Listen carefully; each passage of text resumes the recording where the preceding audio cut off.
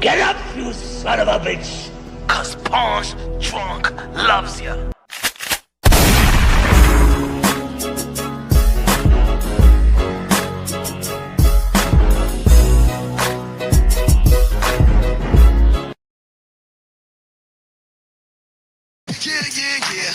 Keep it light, keep it light, keep it light, keep it light. Get it light, get it light, get it light, get the light beat going. And get the light and get the light beat going. And get the light and get the light beat going. Get the light, get the light beat going. Get the light, yeah. Come on. Crossovers, move, jump shot, Let's go. Yes, indeed. Let me tell you what I need. I need money. Don't need fame. Come on. No beef, no 50, no game. Yeah, hey. I keep it tight.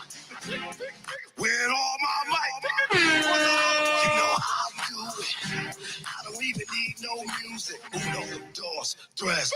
No music. No music. No music. Come on. Yeah, baby, you already know this is Ponch Drunk Boxing, a.k.a. Mr. Moonshine himself, a.k.a. El Adobo, a.k.a. El Sazón, a.k.a. El Borracho, a.k.a. Café Bustelo, a.k.a. El Pastor de Boxeo. Ladies and gentlemen, good morning, good afternoon, good evening, wherever you are in the side of heaven. God bless you all, ladies and gentlemen. This conversation, I think I'm gonna get people mad. But if people want to open their minds and be humble and listen to your boy Punch Drunk Boxing, let me educate. While you can educate me in the chat as well. But let me tell you like this: I know there's gonna be people that's gonna be mad. Let's get ready to rumble. I know there's gonna be people that want to debate. I know there's people that want to have that dialogue. People are gonna be confused. Paul, what you talking about? Because I know that a lot of boxing fans are slaves to the past. A lot of boxing fans are slave to an era that y'all wasn't even into. Y'all wasn't even born. I understand it. You know what I'm saying? It happens in a lot of sports. You know what I'm saying? Like, look, in the NBA, people's like, yo, Michael Jordan's the best. That's it. If they compare LeBron James to Michael Jordan, come on, man. LeBron can't do what Jordan could do. He don't have the killer instinct like Michael Jordan. Kobe's good, but he ain't Michael Jordan. You know what I'm saying? People going to just stay stuck with Michael Jordan. There's going to be people before my era that's going to stay stuck with Muhammad Ali. And then people like, hey, I like Floyd, but people, they like Roy Jones Jr. No, it's Muhammad Ali. You know what I'm saying? You say Manny Pacquiao, 8th division world champion. No, it's Muhammad Ali. Or nah. If these people today would have fought like when Roberto Duran, Roberto Duran is the best lightweight. That's it. Nah. Hagler beats anybody. Even when you argue who got a better chin, Canelo Alvarez or Hagler. Nah, it's Hagler, bro. You know what I'm saying? Who beat Sugar Ray Leonard? Hell no. Floyd Mayweather can never be no Sugar Ray Leonard. You know what I'm saying? I understand people are a slave to the past. It's in every sport. In every sport, I get it. And this is the reason why I know I'm going to get people a little bit flustered, a little bit mad, a little bit confused, a little bit frustrated now. What this guy's Punch is talking about this and that. What we talking about? The GOAT era. Punch, you talking about the GOAT era with these guys? The GOAT era? Read a damn thumbnail. I say this is the GOAT era opportunity. The GOAT era, the GOAT opportunity era. The GOAT opportunity era. What do I mean about the GOAT opportunity era? And this is what I'm talking about. We're gonna go straight ahead, bro. We're gonna go straight ahead. You know what I'm saying? He said, finally, El Pastor is in my schedule. Edwin Sanchez in the building. Smash that like button, ladies and gentlemen. Smash that like button. Shout out to Low Nose Boxing. One of the members of Punch Drunk Boxing said, GOAT status is too early, bro. Let the man have his first long run as pound for pound first, because every GOAT has been recognized as pound for pound first. Let's stop crowning guys GOATs when they have a lot of career. Read the title. Low Nose Boxing. Shocking. Teofimo not too far from GOAT status after victory over Shakur Stevenson. Read, my brother. Reading is fundamentals. I said Teofimo not too far from GOAT after victory over Shakur Stevenson. If Teofimo Lopez beats Shakur Stevenson and he gets three other big wins, he's not too far from GOAT status, and that goes for others, guys, in this era. And that's what I'm talking about. The opportunity, the GOAT opportunity era is here. What's good, Caesar? The go up. Look, I know when we're gonna be mentioning fighters of today. Look, I understand the energy. I understand the toxic energy when it comes to the sport of boxing. I understand it today. If you compare anybody with today with yesterday, hell no, Tio, what? Hell no, Tank, what? Hell no, Haney, what? Hell no, Shakur, what? You crazy? I know there's a lot of bitter boxing fans today that would never give credit to these guys today. I understand it. But ladies and gentlemen, let's not forget that back in the days when Muhammad Ali was saying that he's the greatest of all time, the boxing fans were saying, hell no. Let's not forget when Floyd Mayweather in this time was saying that I'm the greatest of all time, the people were saying, hell no. Matter of fact, Floyd Mayweather was getting booed. Muhammad Ali was getting booed in this time. See, when it comes to the sport of boxing, we never give them their just due at the time that they're fighting, at the time in their prime, at the time that they're alive and well and doing great things. We don't give it up to them. So let's not forget. So I'm setting the table right now so y'all can understand what I'm talking about. And the word of today is going to be recognize. Y'all remember the other live? The quote of the day. What was the quote of the day? It was what was the quote of the day? It was damn, what was it? Anybody can help me out? It was a quote. But anyway, today the word of the day is recognize. If y'all been following the channel, what's good, Mr. Liquid in the building? Yo, buenas noches. Let's go. The members. Nah, what the Clarissa she is. Goat of what? Say goat of what? Pay attention. Let me explain. This is the GOAT opportunity era. And what I mean about the GOAT opportunity era, not every era has the stacked names, the great names for somebody to have the opportunity to be the GOAT or be in GOAT conversation. I'm going to give you an example. Andre Ward, Super 6. Andre Ward beat Sergey Kovalev.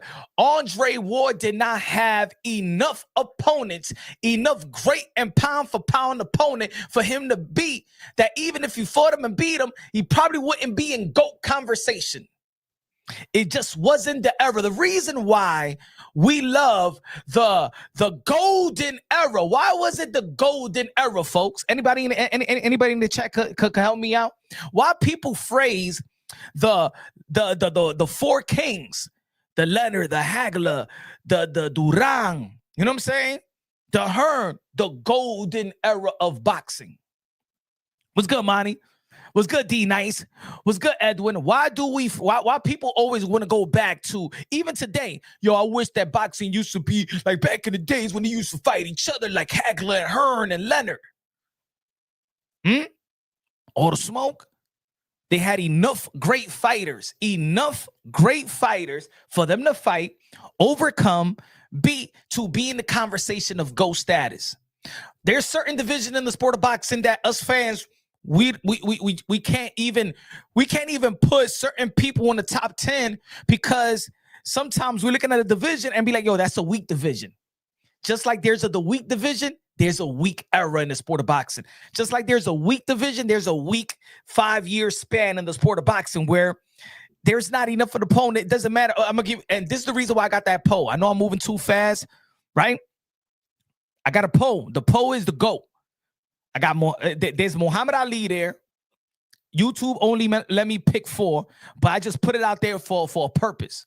I put it out there for a purpose. You got I had Ali, Mayweather, Crawford.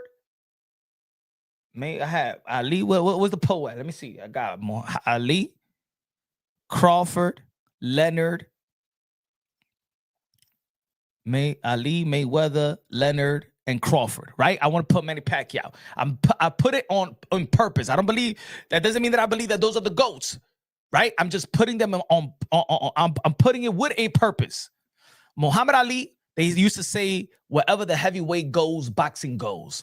The heavyweight, you're the king of boxing. Traditionally, historically, wherever the heavyweight division goes, boxing goes. Your greatest heavyweight just beats everybody in every damn division. So the heavyweight king is the king of boxing. Muhammad Ali, right? Floyd Mayweather beaten more world champions in the history of the sport of boxing, right? I'm putting these certain names on the pound for pound poll because they're great for certain reasons. They're in GOAT conversation, the top 10, the top 5 for different reasons. See, Bud Crawford is in conversation of top 10 GOAT right now, not because who he truly beat, but because of his accomplishment. 3 division undisputed world champion. The reason why I want to put Manny Pacquiao in the conversation, because the reason why Manny Pacquiao is great, because he's an 8 division world champion. He's probably nobody ever in the history of the sport of boxing is going to become an 8 division world champion. That's a whole different type of greatness. The accomplishment of Bud Crawford is a whole different type of greatness. Floyd Mayweather beating all these world champions, a whole different type of greatness. Same thing, Muhammad Ali beating the best heavyweights at the time is his own type of greatness, and being the heavyweight king and stuff like that. So remember, the word of the day is recognition. Recognition, recognize. Because let me tell you like this, ladies and gentlemen, I always say that if y'all follow the channel, when some people, I think most people disagree because they don't understand really the power of their voices. The people that recognizes who's great, who puts people in the Hall of Fame, who recognizes who's truly a pound for pound fighters, are people like you and me. We are the one that makes up the history in the sport of boxing. Outside of the fighters that do their thing in the ring, it's us. We gauge what is great. We gauge historically how we recognize certain things. We do that.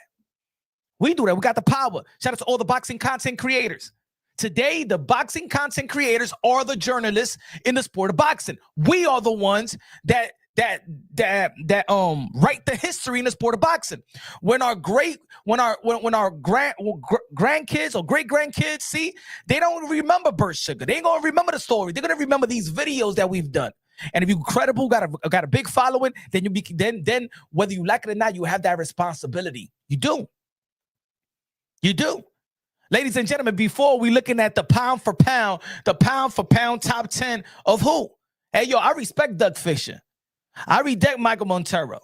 I respect certain journalists. I respect certain journalists in the past. As a matter of fact, who coined the phrase "the sweet science"? It was a journalist just like us.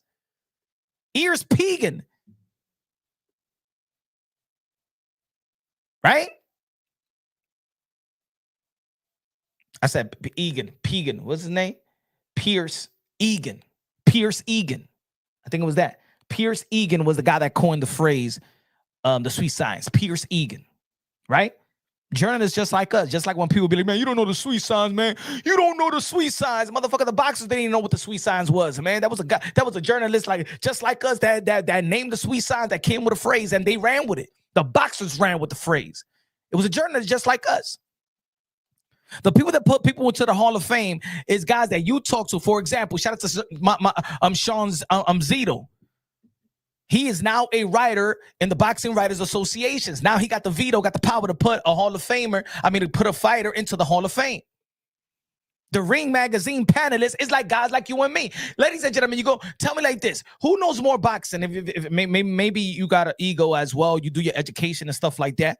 I think that when it comes to the sport of boxing, I'm head and shoulders above more knowledgeable than Mike Coppinger.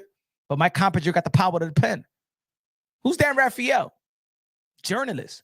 There's a lot of people in the sport of boxing that be like, nah, man, Dan Raphael said this, so I got to believe this. Nah, you got the power to pen. You are your own now, Dan Raphael. You are your Mike Compinger. You are your Max Kellerman. Ladies and gentlemen, now it's open. It's open. We are the guys that rule the stories, and we are the one that's going to rewrite the history or write the new history in the sport of boxing. It is us, the Punch Drunk Boxing of the world, the Showbiz of the world, the Blue Bloods of the world. Whether you like it or not, we are the guys. We are the guys. Shout out to all the boxing content creators. We are the guys. It's not an ego thing. It's just that life moves like that. It is what it is. It is what it is. You guys in the chat. You got to create your platform, whether you got a Facebook, whether you got an Instagram, and there's a boxing stuff, and you got followers and stuff like that, and people truly respect your intellect, and you got exclusives, and you are the guys. We are the people. Remember the word recognize. Remember the word recognize. Remember when let's go back to Teofimo Lopez, because there's been a highly debate throughout the years, right? The last 5 years. Oh no, Teofimo Lopez is not undisputed because the other belt federation doesn't recognize it. It is not written. When I Google this and I Google that, time out. Who you Googling?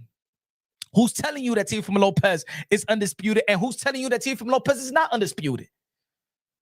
No. Because the belt federations didn't recognize. Hold on. Did Paco for the WBO told you that Teofimo Lopez is not undisputed?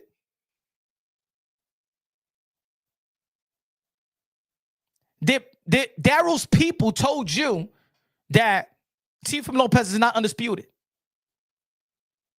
Can y'all find me the quote? Can y'all find me?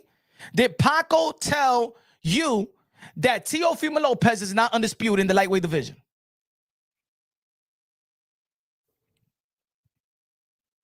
Mauricio Sudamon told y'all that Teofimo Lopez was undisputed, but did Paco told you that Teofimo Lopez is not undisputed? Did he tell you that? And can y'all find it in the website that tells you that the WBO does not recognize Teofimo Lopez as undisputed? The Daryl's people from the IBF told you that Teofimo Lopez, no, he's not undisputed. Can you find me the quote? They got a website. Can you find me in the website when they say, no, Teofimo Lopez is not undisputed because we did not recognize the WBC? Because I spoke to Paco. I spoke to Paco myself. And I approached Paco with that.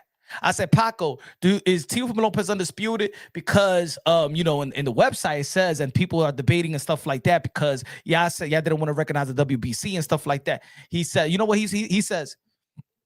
The business of boxing is none of the fans' business. I was with the WBC representative and the WBO representative, and we was in the lobby of the Charay Hotel, not the Charay Hotel, right across the street from Madison Square Garden. We was in the lobby. There was a lounge bar. I was with the WBC representative and Paco, the president of the WBO, and we was having a conversation about Teofimo Lopez undisputed. I was like, yo, the business of boxing. And I said, now because the WBC representative is telling him, Chico, matter of fact, Chico, the WBC Chico. Everybody, people that know the WBC, they know Chico and stuff like that. But he's highly cool with Buck Crawford and stuff like that, and with a lot of fighters. He's a high rank, one of the representatives of the WBC. So it was me, Chico, and Paco, the WBO. And we was discussing Teofimo Lopez. And that day we was discussing women boxing, and we was discussing Terrence Buck Crawford. That was before the Earl Spence and stuff like that, in which they was talking about that. They trying to work together to make that fight, Buck Crawford and Earl Spence. So we was talking about Teofimo Lopez, and I said, and the WBC Chico was telling Paco, oh, this guy has a great YouTube channel and stuff like that, and is a new voice because he's English and Spanish. Is not a lot of English and Spanish YouTubers and talking about boxing. He was giving me a lot of credit, and he was introducing me to Paco. So then I was having a conversation with Paco. We was having pizza and stuff like that, and I said, I see Teofimo Lopez as undisputed, and Chico see the WBC see Teofimo Lopez is undisputed. And then I asked Paco, is Teofimo Lopez undisputed? Paco says everybody knows that Teofimo Lopez is undisputed. And then I said, not because we be having debate on YouTube and stuff like that. that the WBO doesn't recognize it, that it's not on your website. So why is it not on your website? And that's when he says the business of boxing is none of the fans' business. People on YouTube, they don't know nothing. He goes, Paco said, fans in YouTube is a bunch of idiots and stuff like that. They don't know the business of boxing. There's one thing about the business, and there's another thing about, you know what I'm saying? Okay, and that's what, since that day, y'all been following the channel, I always say the business of boxing is none of the fans' business, right? But Paco said everybody knows that Teofimo Lopez is undisputed. He's giving it up to Teofimo Lopez. Oh, Teofimo Lopez this and Teofimo the best and stuff like that, right? So remember the word recognize. Let me ask y'all a question. Let me ask y'all a question in the chat so y'all can understand what I'm talking about. I used to say a lot for years on my channel. In boxing, you recognize whatever the F you want to recognize. I've been saying that. For those that have been following the channel, for how many times I've been saying, you recognize whatever the F you want to recognize. But I always say you got to keep it unbiasedly, logically, and objectively. Does everything got to be right or wrong? But when you break things down unbiasedly, logically, and objectively, because logically don't have to be all the way right, but it has to be logical. It has to be logical, right? So when people's like, well, Teofimo Lopez was not undisputed in the lightweight division. Okay, if I would have called at the time that when Teofimo Lopez beat Vasily Lomachenko and Mauricio Sudamon said publicly that Teofimo Lopez is undisputed, who's your supreme champion, Mauricio Sudamon in the WBC? Because Mauricio Sudamon said that the franchise is the supreme champion of all champions in the WBC. So Mauricio Sudamon, okay, boom. So who's the supreme? He said Teofimo Lopez undisputed. If I call Paco, who's your supreme champion in the lightweight division? Teofimo Lopez. Daryl's people, who's your supreme champion in the lightweight division? Teofimo Lopez got an RBF. If I call the WBA, who's the supreme champion through the WBA in the lightweight division? Teofimo Lopez. So common sense tells you that Teofimo Lopez is undisputed. Duh. Duh. That's just common sense. No, Punch, but it is not written. Written where? What you mean written where? What I'm supposed to look at? Again, if at the time when Teofimo Lopez beat Vasily Lomachenko in the lightweight division, the WBC, boom, he sees Teofimo Lopez as their supreme champion. He said it publicly. If you tell the WBO, Teo. If you say to the WBA, Teo. If you all the four sanctioning body and your supreme champion is Teofimo Lopez, then damn it, it's common sense. He's undisputed, right? No. People in the space, but it was not written. It is not recognized. The WBO that does not recognize. I don't give a fuck if the WBO, the WBA all recognize each other. Who is your supreme champion in your? Who's your supreme champion in you? I make the decision. I recognize it. I don't need the WBO to recognize the WBC because in all actuality, does the WBO recognize the WBC? Does the WBC recognize the WBA? Does the IBF recognize the WBC, WBO? Does anybody know? Because look at this. The whole ranking system is all different. If it was true that the WBC recognizes the WBO, wouldn't the ranking system look the same? Help me out, folks. I got to break it down unbiasedly, logically, and objectively. It got to make sense to me. All right, let's go to kindergarten mode. Because image is everything. Image is everything. And I said this before, but for the new subscribers and stuff like that, let's go. Boxing rankings. Easy. We could go all Google it together. Boxing ranking. All right, boom. Boxing ranking. Okay, which one y'all want to go? Which publications? Boxing Scene. Let's go to Boxing Live, or let's say, matter of fact, let's go to Boxing Scene because they got it all like spread out like this. Okay, if the WBA, if you're gonna tell me, well, Punch, the undisputed is he's not undisputed because the WBO didn't recognize the WBC franchise, the WBA didn't recognize. So now you worried about what the WBC recognized or what the WBO recognized about another sanctioning body? Okay, so you let me know why. Let's go to one ranking system. Okay, let's go to one division. I'm sorry, what division? Let's talk about the 140-pound division because since that's we're going to be talking about Teofimo Lopez and Shakur. Okay, all right, let's go. This is the IBF. That's your ranking system. You got, there's the IBF, right? Do they look the same? Look at the rankings. Look at their top 5. Let's move over to the WB and the WBC. Look at their rankings. Look at their top 5. Do they recognize each other? Do they recognize each other, ladies and gentlemen? Do they recognize each other? So if I'm talking to a WBA representative and I say, hey, why don't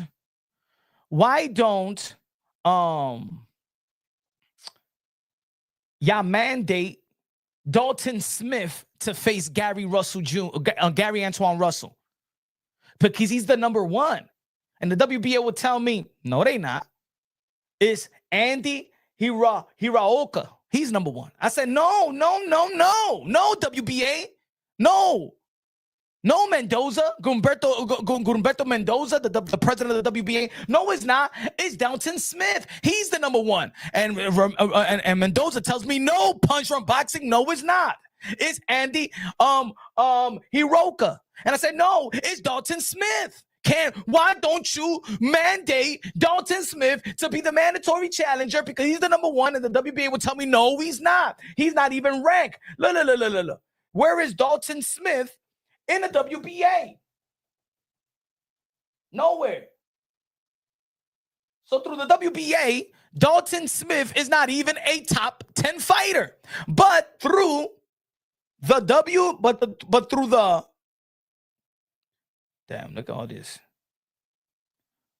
But through the, how you call it?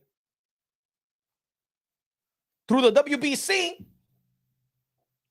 Dalton Smith is number 1. Through the WBA, Dalton Smith is not even there.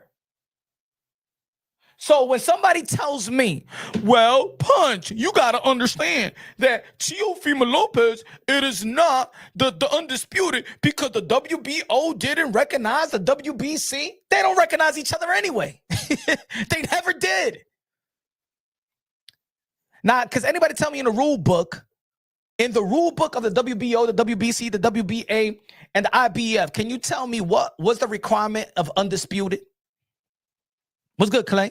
Anybody could go to the rule books and tell me, can you bring me anything in the rule books that explain to you the undisputed? In the WBC, you could, it's right there online. You could go to WBC rules and regulation, the WBA rules and regulation, the IBF rules and regulation, the WBA, IBF rules and regulation is out there for y'all to see it. Can y'all tell me anywhere in the rule book, this is the undisputed?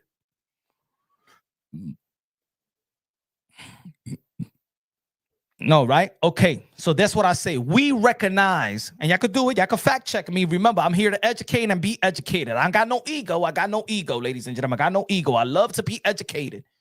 So we recognize whatever we want to recognize. We got to be unbiased, logically, and objectively. That's what I'm saying.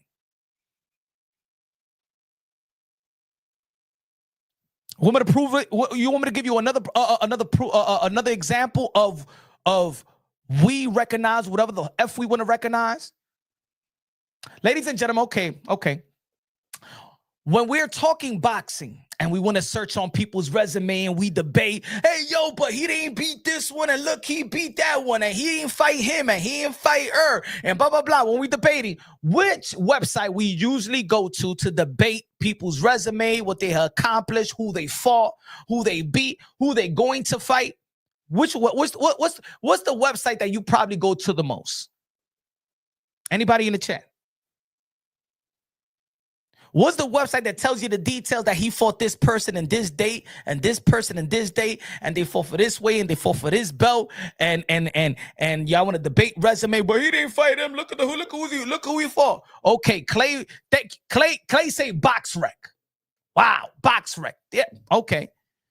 BoxRec. True, BoxRec.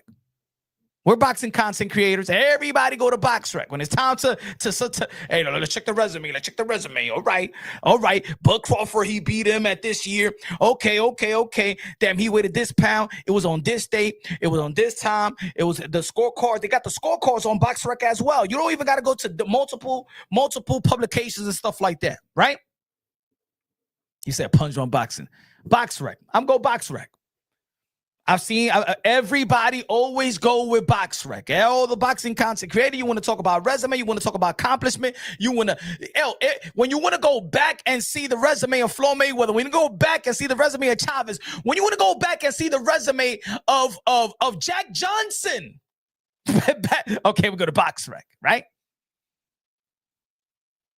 Box rec is the most credible publication when it comes to the details of resume, who they fought, how they fought them, where they fought them, and they even have their machine ranking system, right? Okay.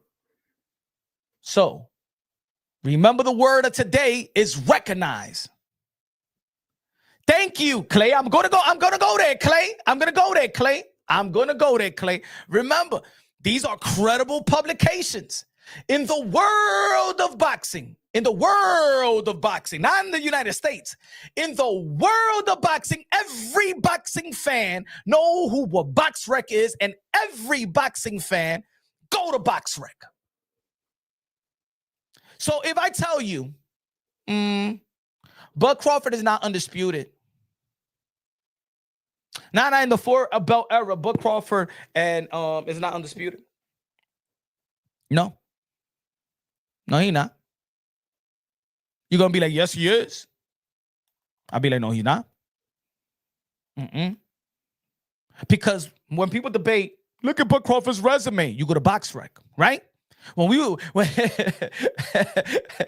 go, damn, I'm cooking today. Hey, y'all gonna get shot wherever y'all. He said, take it there. He said, Clay, take it back. No. Listen, Clay, listen. When Bud Crawford and Canelo Alvarez was sitting with Shaq, Tom Brady, and stuff like that, and Canelo Alvarez said, hey, who do you beat? Who do you beat? Who do you fight? And Bud Crawford said, Ricky Burns and Victor Postal. And people was going to box rec. This is Canelo Alvarez's resume.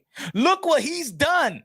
Well, this is Bud Crawford's resume. Look what he's done. Every boxing content creator, every publication, just so they could be updated with the story and the Canelo trying to play Bud Crawford's resume. Everybody, let's go to box rec. Let's see his resume. Let's see what Bud Crawford done. But if we want to see what Bud Crawford done, okay, let's go to box rec. I mean, let's go to box. Let's not stop there. Let's not pick and choose with the respect of box rec, right? Okay. Let's go. Hold on. Let's see. Let's see what box rec tells me. Let's see. Taryn. And this goes for anybody. Okay. All right. Remember the word of the day. Recognize the word of the day. The word of the day.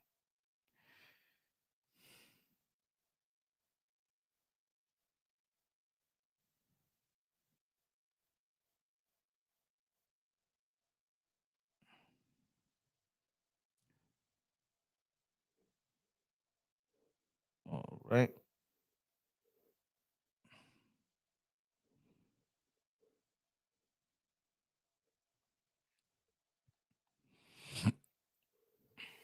Bud Crawford fought Saul Canelo Alvarez. Allegiant Stadium. Crawford weighed 167. I want to know that information. Yeah. How much did Bud Crawford weigh? 167. Who was the judges of the fight? Tim Cheadle, 115, 113. Max DeLuca, 115, 113. Damn, okay, all the information. What are the belts they fought for? The IBF, the WBC, and the WBO. Hey, wait a minute. Where's the WBA? Wait a minute. Oh, no, wait. We can't pick and choose. We're going to go box rec to debate and argue and teach somebody and educate somebody. But then we go to the... No, wait a minute.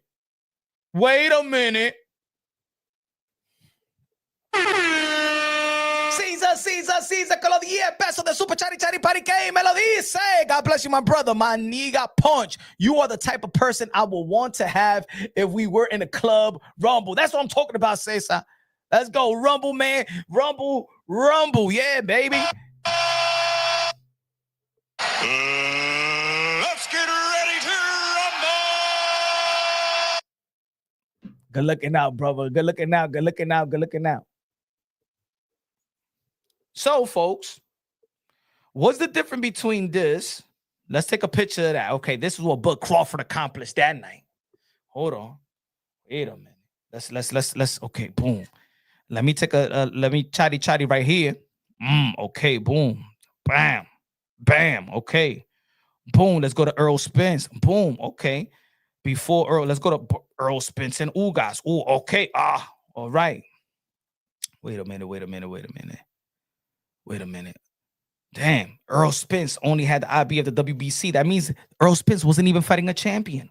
Shit, Earl Spence wasn't even fighting a champion when he faced Ugas, right? Boom.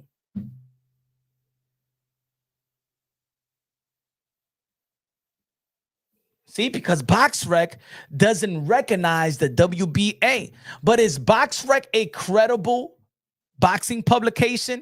Isn't BoxRec one of the most credible boxing publication in the world? Yes or no? Is BoxRec one of the most credible boxing publications? Yes or no? The only coder said absolutely. Absolutely. Nobody can, and it's true, coder. Nobody could come now out of nowhere just because I said what. It wasn't me. I didn't say that Terrence Bud Crawford is not the WBA champion. I didn't say that. BoxRec says that. And I know there will be way more people that will be like, come on, Punch. They'll respect BoxRec more than Punch Drunk Boxing. Y'all will go to BoxRec. People will go quicker to BoxRec than to Punch Drunk Boxing if I have my ranking system. Nah, Punch, but it ain't BoxRec though. Just like people say, nah, Punch. Your pound for pound list that you go to and give credit to is the Ring pound for pound list, right? Who got more credibility? Punch Drunk Boxing pound for pound list or Ring Magazine? More people, nah, get the fuck out of here. Everybody got an opinion, but in the end of the day, the opinion that is the most valid one is the Ring pound for pound list. But who is behind the Ring pound for pound list? People like you and me. People like you and me. So if I say, okay, who's the panelist of the ESPN pound for pound list? That's credible. Who's the panelist? So if I say, okay, Mike Coppinger, I know Coda knows more than Mike Coppinger. I'm sure I know more than Mike Coppinger. But hey, he's in the panelist of the Ring pound for pound. The Ring Magazine is the most credible pound for pound. Okay, who's behind the Ring Magazine pound for pound list? People like you and me that watch the sport, analyze the sport, and recognize whatever the F we want to recognize. Remember the word of the day. I'm going to say it again throughout the live. Recognize. Boxing is not governed. Boxing is full of opinions. That's what boxing is. Opinions. That's it. It's just opinions after opinions. Opinions. How do a fighter beats another fighter? The judges are judging the 4 criteria. But within judging the 4 criteria is the opinion of the judges, the opinion that they have judging the 4 criteria. Meaning, if we say clean, effective punches, the 4 criteria is clean, effective punches, ring generalship, effective aggression, and defense. Clean, effective punches. So if I hit you, now, okay, I hit you with a clean shot, but there's the pro games. No headgear. There's the pro game, right? So if I hit you with a clean shot, I'm a judge, and I got to judge that, yes, it's a clean shot, but how did it affect you? I got to judge if it affect you. I could judge that punch didn't affect you like that. I could judge that wasn't a flinging jab. That wasn't really a power jab. It didn't affect him. It didn't snap his head back. It didn't affect him like that, but I don't know that. That's just my opinion. It's my opinion. For example, just like When Shakur Stevenson said that Oscar Valdez hurt me to the body, did the judge know that that body shot that Oscar Valdez landed hurt him to the body? It's all judge. It's all opinionated. It's whatever the F we want to recognize. But you got to keep it logical when you're making that type of opinion. You know what I'm saying? Unbiasedly, logically, and objectively. He said that's not good judging. In the end of the day, it's opinionated. How could any human know? Sometimes, for example, Jamel Charlo jabbed to the solo plex to La Banana Rosario. Jason Rosario, that jab to the solo plex in which Banana looked like he caught the Holy Ghost. People, damn, that jab to the solo plex made you do that? It affects fighters a different way. Every fighter is different. Every fighter is a one of one. That jab may not affect you. Put it this way. Look at the jab of Cepeda in the second, I believe it was the second round, which had Shakur Stevenson almost falling in the ropes. If it wasn't for the ropes, he probably would have fell. It probably would have been a knockdown. That jab was effective. That judge saying, okay, that's just not a jab. That's a power jab. So boom, it goes to the power. It will be credited within his judging as a power shot. What I'm saying is, I'm going to say it again. We recognize whatever the F we want to recognize. Now, let's go to the title. This is the GOAT opportunity era. Why am I saying that this is the GOAT opportunity era? Because I believe that today in the sport of boxing, within the division of Teofimo Lopez, Shakur Stevenson, the 140, the 135, the 147, 154, boom, has enough talent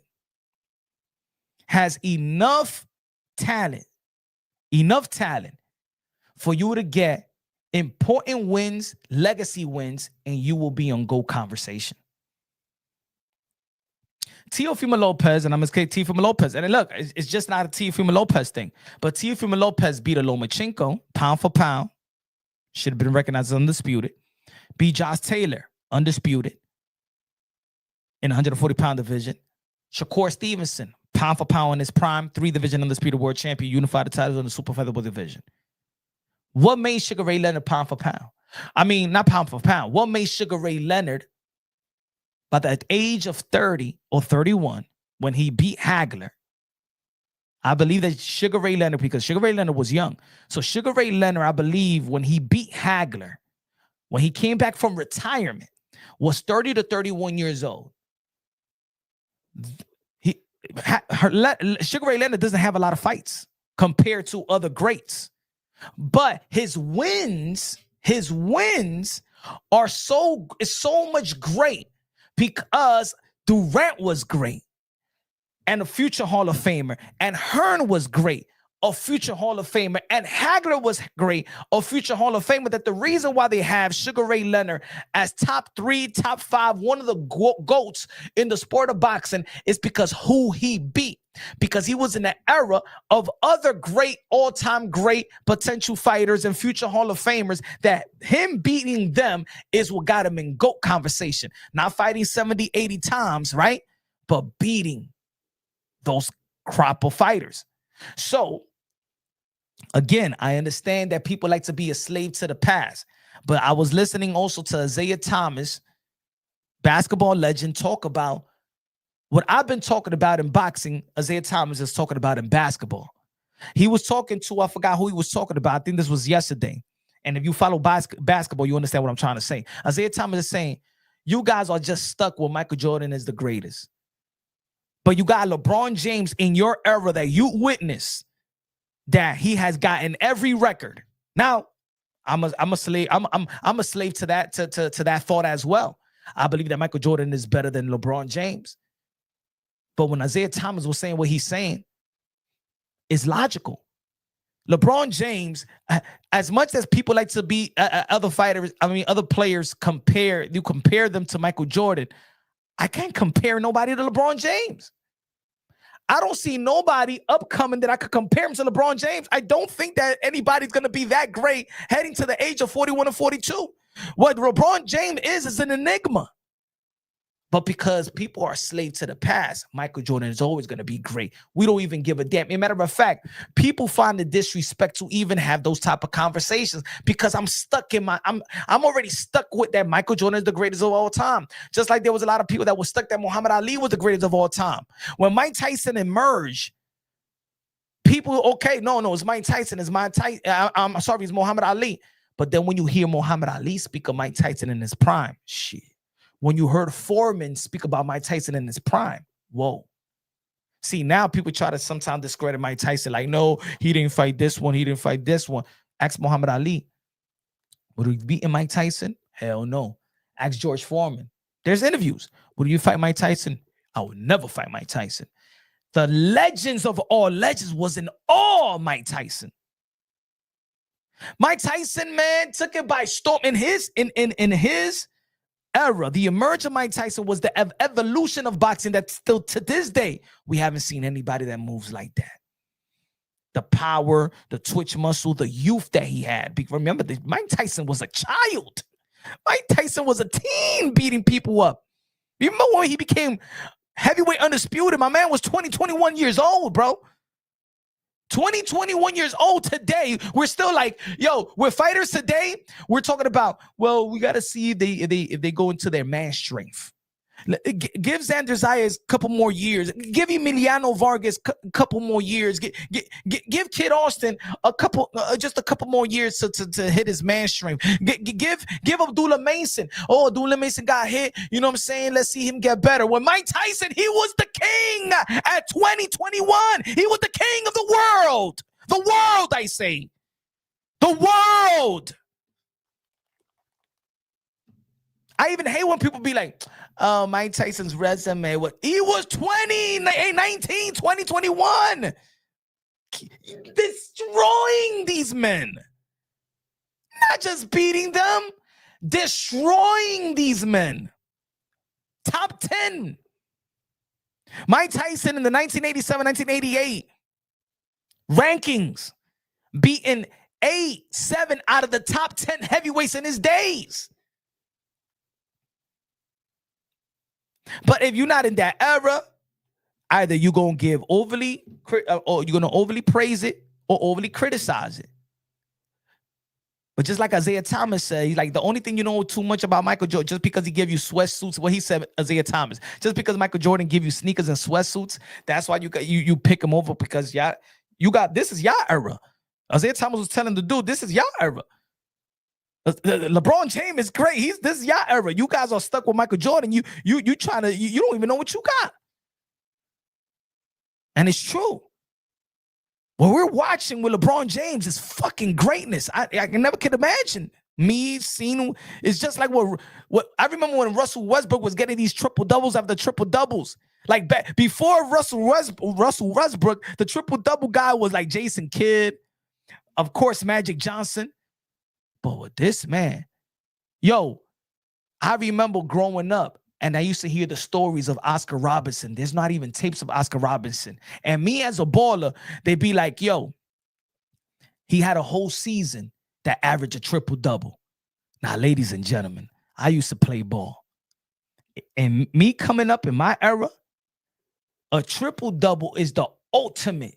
The ultimate. Yo, it was like, in all, when you used to get a triple-double, it was like, yo, a season triple-double, it was unheard of. They didn't even have tapes of it. But when Russell Westbrook was doing, I was in awe. To this day, I'm a Russell Westbrook fan because I know as a baller, ask any baller out there, go get a triple-double tonight. And don't get me a 10 points, 11 assists, and 10 rebounds. This man was doing 30, 40 points with 17 rebounds and 17 assists. And then the media, when you have a guy like Skip Bayless, what's good, rap star? You got a Skip Bayless, the best sports show in America, tells the world with his platform that he stat pattern.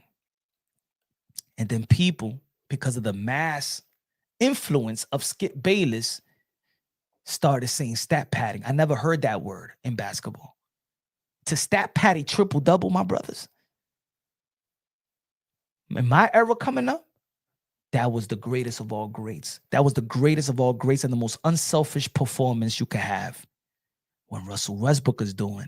But because Russell Westbrook was not hyped to be the next, and then that tampers with who they want to push, then you got platforms that could move the needle, that could move the goalpost, that could change the perception and perspective how people think of you or that fighter, right?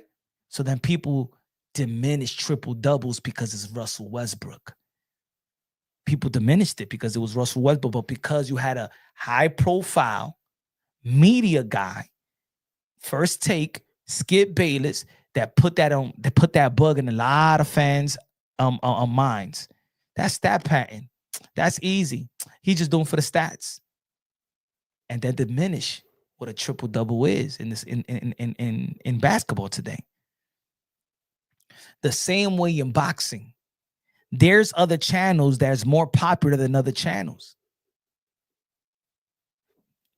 Showbiz, I'm gonna give a shout out to my brother Showbiz. Showbiz is the #1 pound for pound, #1 boxing content creator, boxing YouTuber right now. The business of boxing, the more credible people are going to listen. If I have me and Showbiz have an opinion, they will go with Showbiz opinion rather than mine. I'm not going to say that mine's not respected, but because of his influence and he has more subscribers, he has more traffic, his opinion is going to be more valid than mine. If I say I don't want to see no running, if he says he don't want to see no running, shit, people are signing that petition. They don't want to see no running. The influence of their traffic, people looking at you, then you got a voice. You could change how people think of a fighter, of the sport. Because in all actuality, it's us that make it a sport. The boxing content creators, independent media, boxing fans, we make it a sport. The business of boxing don't give a fuck about the sport no more. Come on, man. We all are knowledgeable about that. They don't give a fuck about what we want to see. Ladies and gentlemen, how many fights that we've been asking for? Do you think they give us the fight that we asked for? Never. It's not. They run a business and we still in this sport mentality. No, boxing is a sport. Though people don't see it as a sport. That's why Paco said the business of boxing is none of the fans' business. They don't see it as a sport. It's not. It's power. It's business structure. Everybody got their own thing. The WBC got their own thing. The WBO, the WBA got their own thing. Every state got a different rules within the commission. You know what I'm saying? The rules in the BCCC is different from the commission in California. You could smoke weed. Preparing for a fight in Nevada, but you can't smoke weed preparing for a fight in Texas. It's all over the place. That's why I say in boxing, biologically and objectively, and you recognize whatever the F you want to recognize. Because let me tell you like this, ladies and gentlemen, they took a win away from Keyshawn Davis for smoking weed. But if he would have fought that in New York, that would have been they never would have took it away from him. He would have never looked unprofessional. So he's unprofessional in Texas, but he's still professional in the New York State Commission. You understand what I'm trying to say? So we recognize whatever the fuck we want to recognize. So in all actuality, he got a no contest, but it should have been no contest because the Texas and the New York State Commission is different, but we're still in the same country.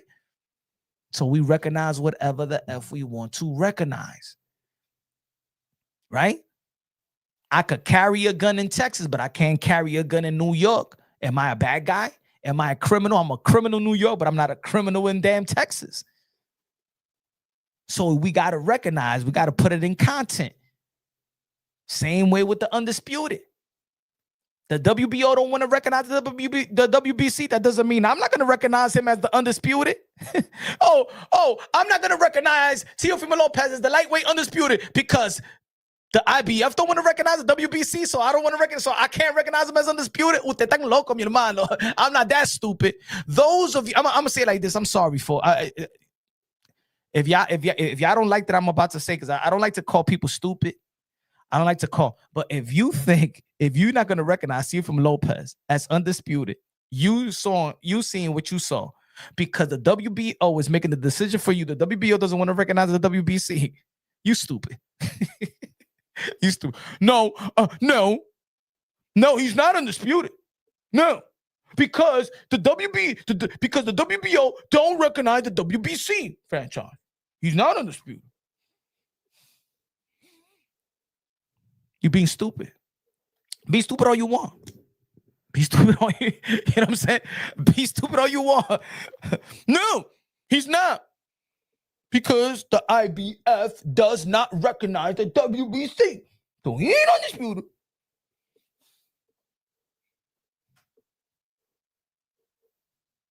Really? Okay, so who's the number one ranking? Who's the number one ranking in the who's the number one in the lightweight division? Who's the number one? Out of all the outside of the champions, who's the number one? And you're gonna tell me, okay, how about in the 154-pound division? Who is the number one guy outside of the champions? Who's the number one guy? They're gonna say Boots. They're gonna say Virgil. They're gonna say this. No. The WBC doesn't recognize as Boots as the number one. The WBA does, not the WBC. So no, it's Virgil. No, it's Boots. No, it's Virgil. No, because the WBA recognize him. No, it's Boots. The WBC recognize him. No. Oh, te tan loco, eh? In boxing, you recognize whatever you want to recognize, but keep it unbiased, logically and objectively. All right, that's the way it goes. So why I'm saying Teofimo Lopez, if he beat Shakur Stevenson January 31st, and he already got a Loma, a Taylor, he'll have a Shakur. You already have the Jermaine Ortiz and the Sando Martin. Regardless if y'all don't like the performance, Sando Martin beat Mikey Garcia. You know what I'm saying? The resume's up to par. He knocked out Richard Comey. If Teofimo Lopez beat Shakur Stevenson, he's a couple of wins away from fighting other great fighters and beating other great fighters to be in GOAT conversation. Yes, he is. Why? What makes Sugar Ray Leonard in GOAT conversation? Because he beat three all-time guys. Why is Durang in GOAT conversation top 5 in the history of the sport of boxing? Anybody? Why is Roberto Durang top 5, top 10 in the history of the sport of boxing? Give me his 5-4 noticeable win right away. I'm gonna give you 15 seconds, because a lot of y'all are gonna try to Google and y'all don't even know who it is. Give me your 4 best Roberto Durang win right now. 4 best right now. 4 best right now. 1, 2, 3, 4, 5, 6, 7, 8, 9, 10, 11, 12, 13, 14, 15. Exactly. Y'all don't, yeah. That's it. He doesn't even got right away. Y'all can't even come up with the name like this. Barkley, Sugar Ray, and Buchanan. That's GOAT talk. That's it, Sugar. Adam says Sugar. That's GOAT talk. That's it. That's what gets you to be in GOAT conversation. Okay. He said, "Stop trolling, Punch." That's not trolling. No. It's that we're slave to the past, and I understand it. So you say it's trolling. It's not trolling. It's not trolling at all. It's not trolling at all. I'm not a slave to the past. I'm not a slave to an era. I'm not a slave to a whole different era, and I just go by stories and say, it's easy to say that. It's easy to say that because we don't value today. We don't value today. Just like yesterday didn't value yesterday. Just like when Muhammad Ali said he's the greatest of all time, he used to get booed, and people and the writers were saying he's not the greatest of all time, that he just a trash talker, he got a mouth. They didn't think that he could beat Sonny Liston. They didn't think that he could be Foreman. They didn't think that. They didn't think that he could come right back after getting his jaw broken by Ken Norton. They didn't think that. They didn't think that. When Floyd Mayweather was saying he's the greatest, everybody was bashing him. No, you're not. It's Floyd Mayweather. No, it's not. It's Muhammad Ali. No, it's not. Floyd Mayweather. It's Sugar Ray Leonard will beat you in his day. You know what I'm saying? They ain't give no credit to Mayweather. So we're doing it today is the same thing in the sport of boxing. In Muhammad Ali's day, the fans didn't want to give it to him that he's the greatest of all time. They'll say Sugar Ray Robinson when it came to Muhammad Ali. When it was Mayweather day, they'll say no, it's Muhammad Ali. When they say, now we saying these fighters today, guess who we always trying to compare? Who are we trying to compare? Devin Haney. Who are we trying to compare? Shakur Stevenson to Floyd Money Mayweather. It is the same thing. No, you guys ain't Floyd. You don't got the defense like Floyd. Terrence Bud Crawford right now. The GOAT of today, the greatest fighter today, who's compared to every fucking day to Floyd Mayweather. Floyd Mayweather was being compared to Sugar Ray Leonard. Before that, Muhammad Ali and Sugar Ray Robinson. And before that, it was Joe Louis. And before that, it was Jack Johnson. That's the way that it goes. So I know that this conversation today and this live, when I say if Teofimo Lopez gets a victory versus Shakur Stevenson, he's few fights away versus a great fighter, meaning if Teofimo Lopez beats Shakur Stevenson, go to the 147-pound division and beats Devin Haney, right? Beats Devin, let's say he goes, beat Devin Haney. Let's say Ryan Garcia beats Mario Barrios and Teofimo Lopez then goes and beat Ryan Garcia. Or let's go if he goes to the 154-pound division and he beats a Virgil Ortiz or Jerome Boots Ennis. You gonna tell me that Teofimo Lopez is not in GOAT conversation? Think about it now. I know y'all don't like to envision that, but think about it why y'all think what a top 10 fighter is in the sport of boxing, and then just listen to what I just said about Teo having Loma, Teo having Taylor, Teo having Shakur, moving up to the 147-pound division, beating Devin Haney, and then if he moved to the 154 and beat a Virgil Ortiz or a Boots Ennis, he's not GOAT conversation. He'll just be a few great wins away from being in GOAT conversation. Yes, he will. Because if I tell you, give me why is Sugar Ray Leonard your GOAT? Why is Sugar Ray Leonard your top 10? Oh, I'm sorry, your top 3, your top 5. Who did he beat? Hagler, Hearns, and Duran. Right?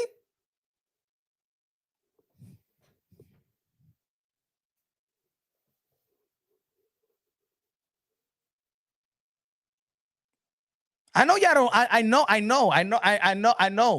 I know people today will never give the ultimate credit to fighters today. If Shakur beats Teo, let's say beats Teo, he becomes a 4-division world champion. And then they're going to be talking about what say Shakur needs to fight Devin Haney. And then let's say Shakur Stevenson go to the 147-pound division and become a 5-division world champion, beating Devin the Dream Haney. He's not going to be in GOAT conversation. I'm not saying the GOAT. When I say GOAT conversation is top 10, the greatest of all time in 100+ year sports in 100+ year sport of boxing. If Devin Haney, let's say if Teo beats Shakur, Teo moves up, petitions to be the WBO mandatory to Devin Haney, and let's say Devin Haney beats Teo, then Devin Haney will be in a GOAT conversation. If he then goes to the 154 and beats a Boots Ennis or Virgil Ortiz, you're not gonna tell me that Devin Haney with his resume is not gonna be in GOAT conversation. But because you're not gonna give it up to him because we live in today and we're not gonna give the ultimate credit for the day. We're so much of a slave in the past that we can't give in. We can't believe what we're watching because we don't want to appreciate what we're watching today. Why? Does it hurt anybody's feelings to say, you know what? Tio is better than Roberto Duran. It hurts the feelings.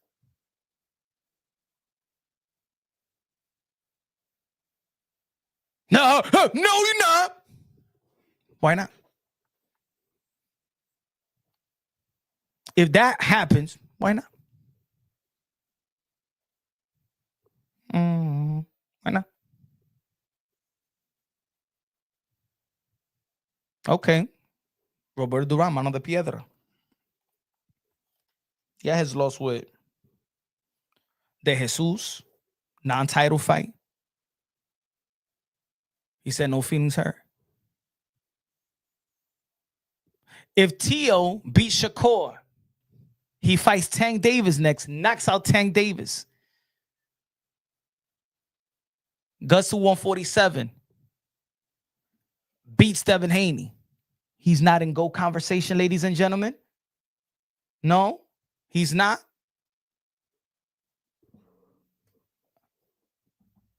Leo. Shakur never fought an elite fighter, and he is in top 10 pound for pound. He never been the underdog. Well, I'm going to say it like this. I think what Shakur is, people don't want to give credit to Shakur's win versus Oscar Valdez, because Oscar Valdez now, it is not, I mean, it seems like it's not aging well, but we can't take that Shakur victory. Let's be in real time. The boogeyman at super featherweight that a lot of people felt that it was the best was Miguel Burchell. Oscar Valdez was the underdog versus Miguel Burchell. Oscar Valdez stopped the boogeyman Miguel Burchell, the most dangerous fighter in the super featherweight division at that time. Let's not forget it. Let's not take it away. And then Shakur Stevenson beats Oscar Valdez. But because Oscar Valdez doesn't look like this incredible fighter after that, oh, he didn't really beat anybody. Yes, he did. Shakur did. And then if we're going to now, and that's what I say, we got to keep it unbiased, logically and objectively. Let's be consistent. And if people are going to have the shame, if people are going to shame others, keep that shame energy. Because if people are going to take away the Shakur victory as a massive victory in his day, as a pound for pound victory, right? With Oscar Valdez, because Oscar Valdez just didn't age well as a fighter. What about Gervonta Tank Davis wins? His wins age well. It did.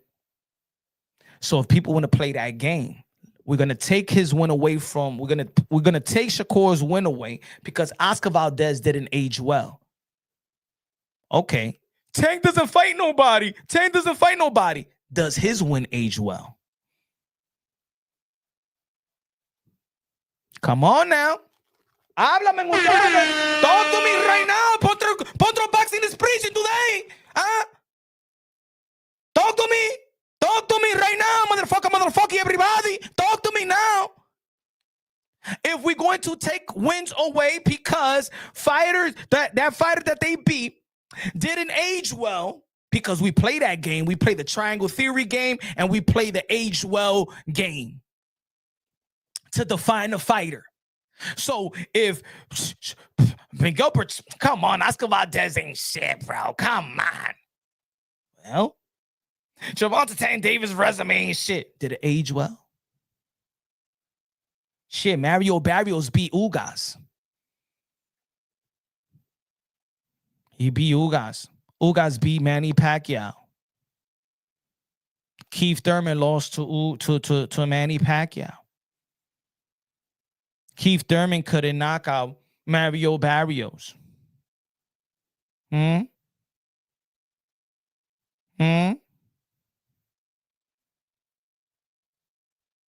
moved up to 140, knocked out Mario Barrios. Did it age well?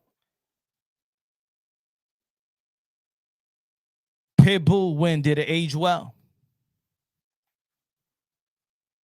Rolly's win. Rolly knocked out Ryan Garcia. Beat Ryan Garcia. Did it age well? Yeah, pretty much, yeah. Yeah, it did. It did age well. He said Tank beat a weight drain Barrios.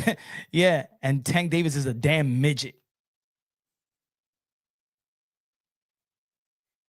The damn midget, bro. When you see Tank in person, you'll be like, okay, 10 pounds rehydration clause is okay for Mario Barrios to fight Tank Davis. Tank is actually the shortest. Tank is the smallest one out of all these guys. Tank is the smallest guy. So I understand. Oh, he drained Mario Barrios was still at 140. All he had to do is not rehydrate 10 pounds. So okay. See, that's what I mean, ladies and gentlemen. That's what I mean, folks. That's what I mean, folks. Think about what you're saying, because there's gonna be. I always say the narrative is always gonna come right back around and kick you in the ass. So Tank. So my brother Boxing Academy said Tank beat a weight drain Barrios, even though that Mario Barrios was campaigning at 140. And all he had, and the thing is, all the recommendation is a 10-pound rehydration. He cannot wait. He has this. They put him in the same rehydration clause that the IBF got. So let me ask you a question. Did Subriel Matias weight drained what's his name that he lost to? The Australian guy. Matter of fact, did Boots Ennis drain Karen? Paro. Thank you, Santos. Did Subriel Matias drain Paro? Did Boots Ennis drain Karen? Did we feel sorry for Karen? Oh man, Karen, man, you fighting? You got to make the 10 pounds rehydration clause, bro. And Boots ain't shit, bro. Boots ain't shit, bro. Boots weight drained Karen, and that's the reason why Karen really couldn't compete, even though that's the same division he campaigns in. Mario Barrios, the same division he campaigned. So now Gervonta Tan Davis weight draining Mario Barrios because of 10-pound rehydration clause. But the IBF has a 10-pound rehydration clause. Let me get this straight too. Did Kell Brook weight drain Earl Spence?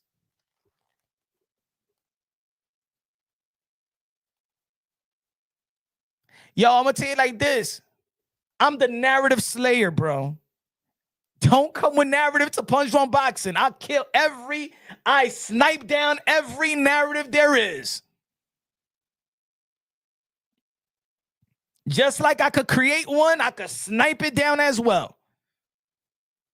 Anybody could create narratives, but because biasly, logically, and objectively, let's quit with the games. Let's quit with the games.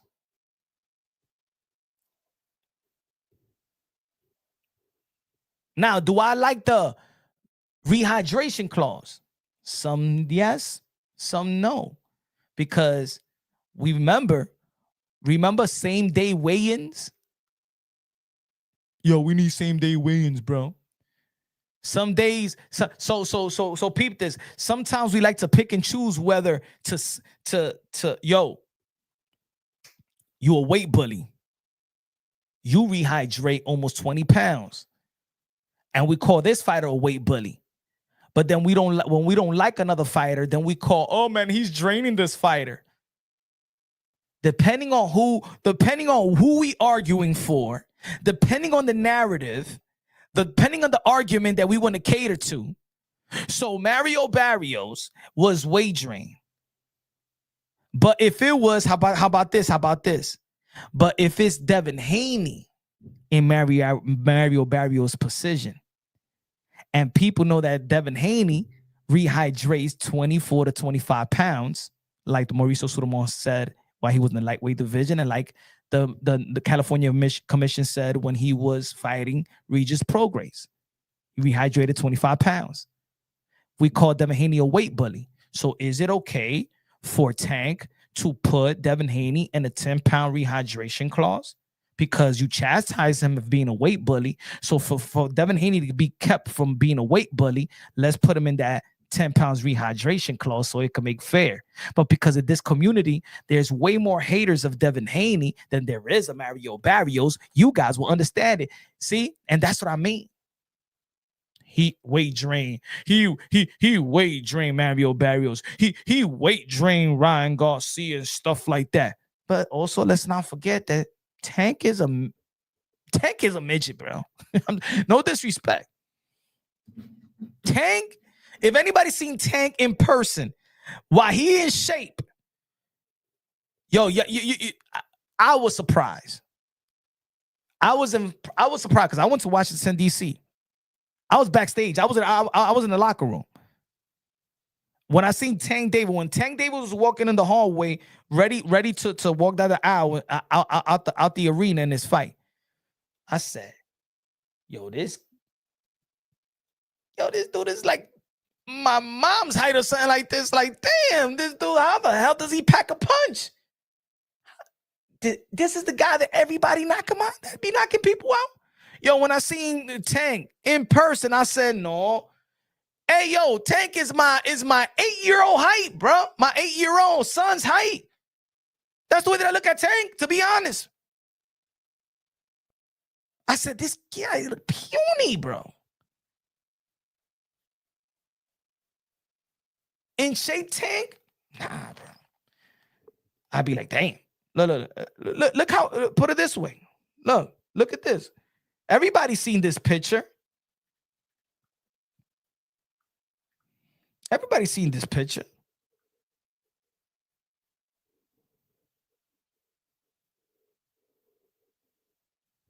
Everybody's seen this picture. Look how small is Tank compared to Shakur.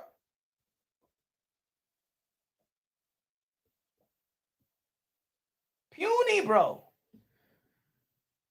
Everybody seen this picture, bro? That's Tank next to Shakur, bro.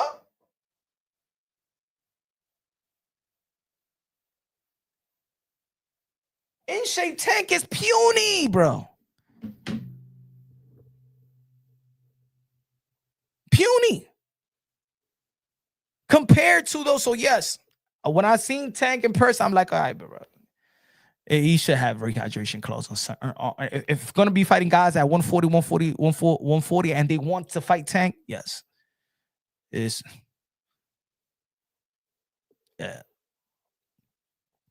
He fought many fights dry under his power real weight.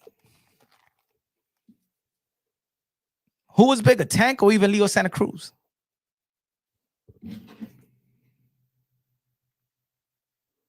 Shit, is she?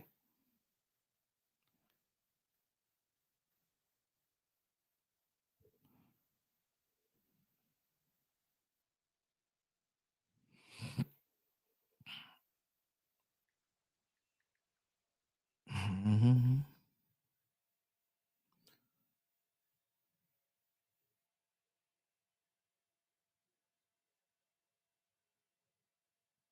Get a better picture.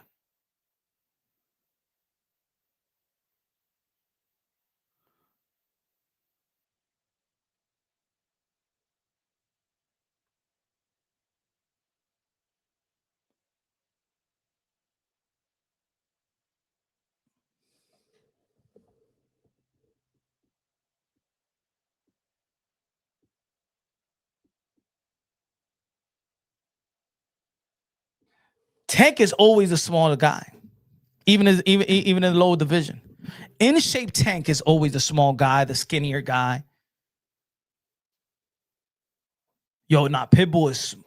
But the thing is, I seen Pitbull in shape. I seen Pitbull when he's not in fight. I saw him in Vegas and in the lobby. Pitbull, he's real husky. They saying that Tank when he gains weight, no. Pitbull, he a pitbull. That's the reason why they got it. He's a little pitbull, bro. He a little pitbull. Nah. He said Golden Tank is stocky. Tank is not stocky. Tank is not stocky. He's not. That's just that's probably, yeah, he gained a little weight and then he's doing an interview and he's not stocky, bro. He's not stocky. He may look stocky. He got a big head. He's not stocky though. He's not stocky. He's not. He's a very, very, very small, short guy. He's a very puny guy, and I'm not saying puny like compared to what he's very, very. He's tiny, bro. Thank you, Coda. Coda knows. He's tiny, bro. He's like T.I.'s son, bro. He's like T.I.'s son, bro. For real.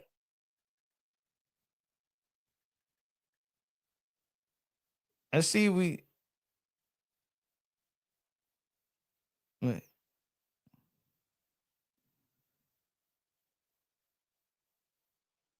Let me see if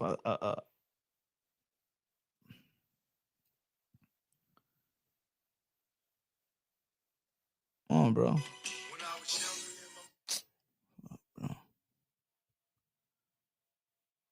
I want to see in a picture with somebody. Let me see. Did he ever meet Pacquiao? And Pac. I don't know if he. I want to see.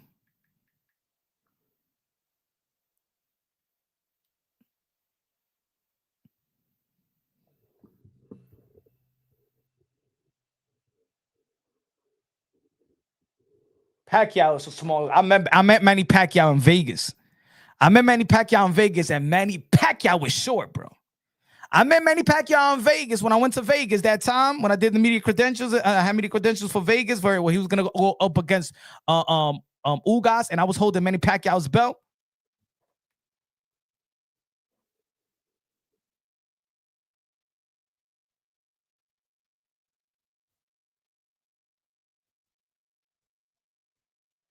How short he is, then look how short he is from Manny Pacquiao, bro. I'm telling y'all, bro.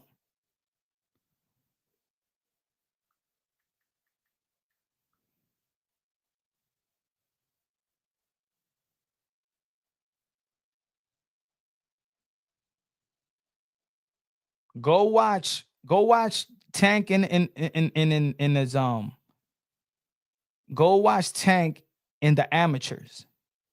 He was always the smallest guy.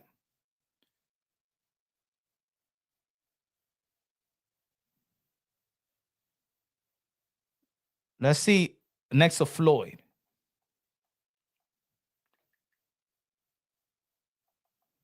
Let's see next to Floyd.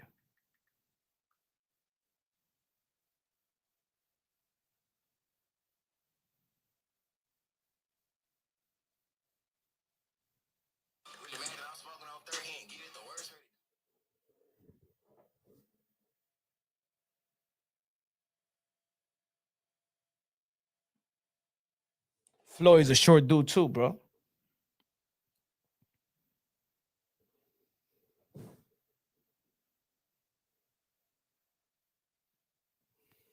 Tell you, bro. It's a very, very. I seen him in person. I was shocked. I didn't know that Tank was that in person. I know he was small, but I didn't know that he was that small compared to a lot of fight. Man, I seen featherweights, bro. Featherweights that he's smaller than featherweights.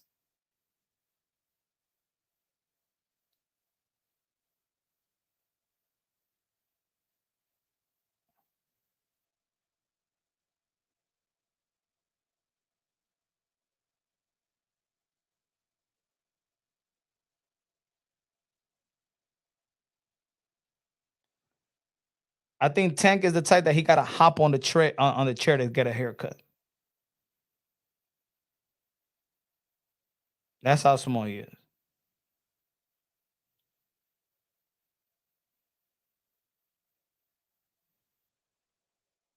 He probably got to hop to get on the seat to take a haircut.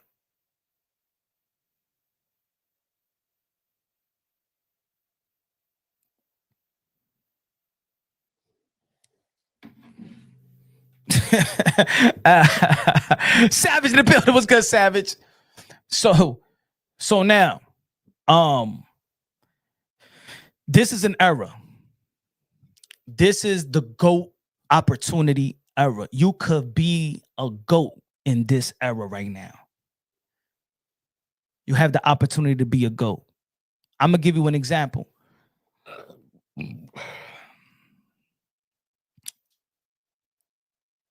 A middleweight right now don't have enough to be a GOAT. You understand what I'm saying? A middleweight right now doesn't have, just like I said, Andre Ward didn't have too many names for him to be a GOAT, even if he would have beat him. Even if Andre Ward would have fought Triple G and beat Triple G after Triple G lost him to Canelo Alvarez, and let's say that Andre Ward would have fought Triple G and beat Triple G, he still wouldn't be in GOAT conversation. Just not enough. It's not enough crop of great pound for pound fighters, all great fighters, potential first ballot Hall of Fame fighters around him, so he could fight and beat. You understand? And that's what I mean. These guys have the opportunity. It's just not Tio. If Gervonta Tank Davis, with his resume already, if he fights Tio, and let's say that Tank beats Tio, and Tank beats Shakur, and Tank beats Haney, he's in GOAT conversation. Vice versa. Because Shakur's already a 3-division world champion, unified the titles. Teofimo Lopez should be recognized as the first as a 2-division undisputed world champion, 2-time lineal, and got the best resume. Devin Haney is right there with a great resume, great accomplishment. So a great fighter already beating another great fighter. If Tio fights Devin and beats Devin and Shakur, well, okay, all right. I want to see where y'all rate him. Teofimo Lopez beat Shakur Stevenson January 31st and moves up to the 147-pound division and beat Devin Haney. Where you have him? Top what in the history of the sport of boxing? He already will have a better resume than even Bud Crawford. See, not the quite accomplishment, but the resume. If Tio beats Shakur and then moves up and beats Devin Haney, and then he has Shakur, Haney, Loma, Taylor, Comey, Sando Martin on his resume, what will you rate him? Ya, usted se atreve a decirme that Roberto Duran is better? Y'all will even dare and say, no, Roberto the man is still better. La mano de piedra is still better, because y'all just... He said ops over accomplishments. What would y'all rate him? Where would y'all put Tio? Top what? If Tio beats Shakur, then moves up and fight Devin Haney and beats Devin Haney, where would y'all have Teofimo Lopez all time? Some people don't even then. They're thinking about it right now like, shit. Nah, hell no. He ain't no top 10. Hell no. Nah, he probably top 25. Hell no, he ain't no top 10. Think about it. Think about who you think is top 10 right now, all time. Tio was the first Hispanic undisputed champion. He said top 6 pound for pound. 813 said top 6 pound a pound per PPP. I don't know what PPP means. Where would Tio be all time great if he beat Shakur January 31st, moves up and beat Devin Haney? Where would Teofimo Lopez be? He said Durant had better fights. Okay. I'll match the wins with you. If that happens, let's just say Tio beats Shakur and then beats Devin Haney. Match it with Durant. Durant's victory. Go ahead. Leonard and who else? Let's match it. Top 5 all time, Feliz.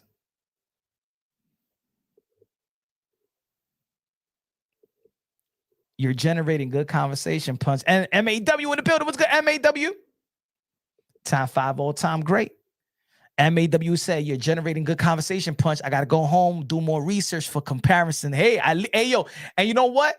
That's a good thing too. Is hey, let's think. Let me think about it. Let's It's good. That's why I said I'm here to educate, but I'm also here to be educated. I want to be educated, but I'm looking at the landscape. I've heard enough conversation of the top 10, the top 15. He said, nah, top 5 all time. See, why? Well, now Coda said, nah, not top. See, because it's the thought of it. T.O. top 5, nah. Oh, hold on. Top 5, okay, Muhammad Ali, Sugar Ray Leonard, Mayweather, Durant. Shit. Fuck. Think about it. Golden said top 15, maybe. Name me your top 10. Golden. He said top 10, top 15, maybe. Maybe top 15. Okay. Name me your top 10. Let's see. Let's see what Teofimo Lopez land if he beat Shakur and then beat Devin Haney. That's just 2 more fights. Be 2 more fights. Remember, Sugar Ray Leonard's in GOAT talk. He didn't have a lot of fights. The reason why he's in GOAT conversation top 3 is because he beat Hagler, Hearn, and Duran, the rematch. Let's not forget why Leonard is in GOAT conversation. By the age of 30, 31, that's when he fought Hagler. He's been in GOAT conversation. So it took three incredible wins. Not to put him as an all-time great, top 25, because even the top 25 all-time great is an accomplishment in itself. Remember, boxing is over 100+ years sport. Over 100+ years. So even being top 25, come on. But where would Teofimo Lopez be if he beat Shakur and then beat Devin Haney? What would Devin Haney be if Devin Haney beats Tio, if he moves up, beats Tio, beats Ryan Garcia in a rematch, go to the 147-pound division and beat Jerome Bruce Ennis? Where would Devin Haney be?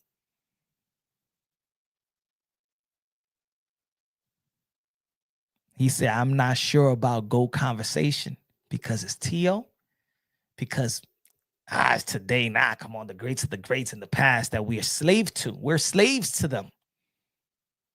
We're slave to the perception. He said, G-Man said, Willie Pep, Armstrong, Joe Louis, Ali, Leonard, Sugar Ray Robinson, Floyd, Pac-Man, Chavez. Bro, it's a lot of greats. Okay.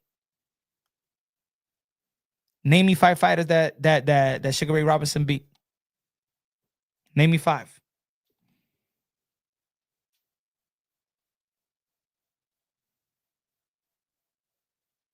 Name me the 5 fighters, the 3 all-time fighters that Willie Pep beat. I'm going to give 15 seconds. 15 seconds. I don't want to give nobody time to Google. Right away, Willie Pep, give me your 5 best wins for Willie Pep. 1, 2, 3, 4, 5, 6, 7, 8, 9, 10, 11, 12, 13, 14, 15. No me lo de ya. He said, I don't know at the top of my head. I've watched these. You don't know? We're slave to the past. We slave to stories. Willie Pep, oh my God, Willie Pep, one of the best movers in the sport of boxing, man. And well, he's so agile. ¿A quién le ganó? Nah, but Willie Pep, you know what I'm saying? He lost to Sandy Sandler, pero Willie Pep, diablo. Even if you Google, you don't know who the hell that he be. That's what I'm saying, folks. We are slaves to the past. We're slaves to stories. But we can't debate that. It's not our time. Remember what I said in the beginning of the live, that I was listening to Isaiah Thomas and he was breaking it down to the people when in terms of basketball. We're slaves to the past. But in all actuality, we only slave to the past of stories. Yeah, we know certain things about the past, but the thing is, we don't want to give today its props. We can't phantom to say that today's fighter will beat the crap out of another fighter from the past. We can't say, yo, what you think? What you think? What you think? What you think? Tio versus Duran in the lightweight division? Hell no, Duran will fuck Tio up, bro. But he lost to De Jesus. No, he lost to George Cambosa. You know Duran would never lose to a guy like George Cambosa. I don't know who's better, George Cambosa or De Jesus. I don't know who better. All I know is shit. I don't think Tio would quit like Durant did because he can't figure out a mover. See, today they say, Tio, man, he can't cut the ring off. Shit, Roberto Durant, he quit not to even cut the ring off. It's worse, ladies and gentlemen. Can you imagine if Tio would have been like this to Jermaine Ortiz? No más, I can't handle his footwork. No más, no quiero ya. I can't do it. I cannot figure this guy out, his footwork. Me voy de aquí. Get the fuck out of here, everybody. Fuck you, everybody. Y se fue el tigre. He left. He quit. He said blasphemy on Durant. No, he quit, my brother. I know sometimes we try to sweep it under the rug. He quit, my brother. He quit. Said no mas in front of the whole world, in front of the nation. He quit. Can you imagine on Twitter? Can you imagine on IG? Can you imagine on YouTube? Can you imagine if Tio, January 31st, because Shakur Stevenson is moving around too much, and he says, I quit, no mas, throw the towel, Dad. Can you imagine the scrutiny this man would get? Can you imagine? Let's keep it real. Let's keep it honest, mi hermano. Why? I'm speaking history. Eso duele, I know, because Roberto Van es mano de piedra. Huh? And even with him quitting, people have him top 5. Floyd Mayweather have Roberto Durant top 5 with him quitting.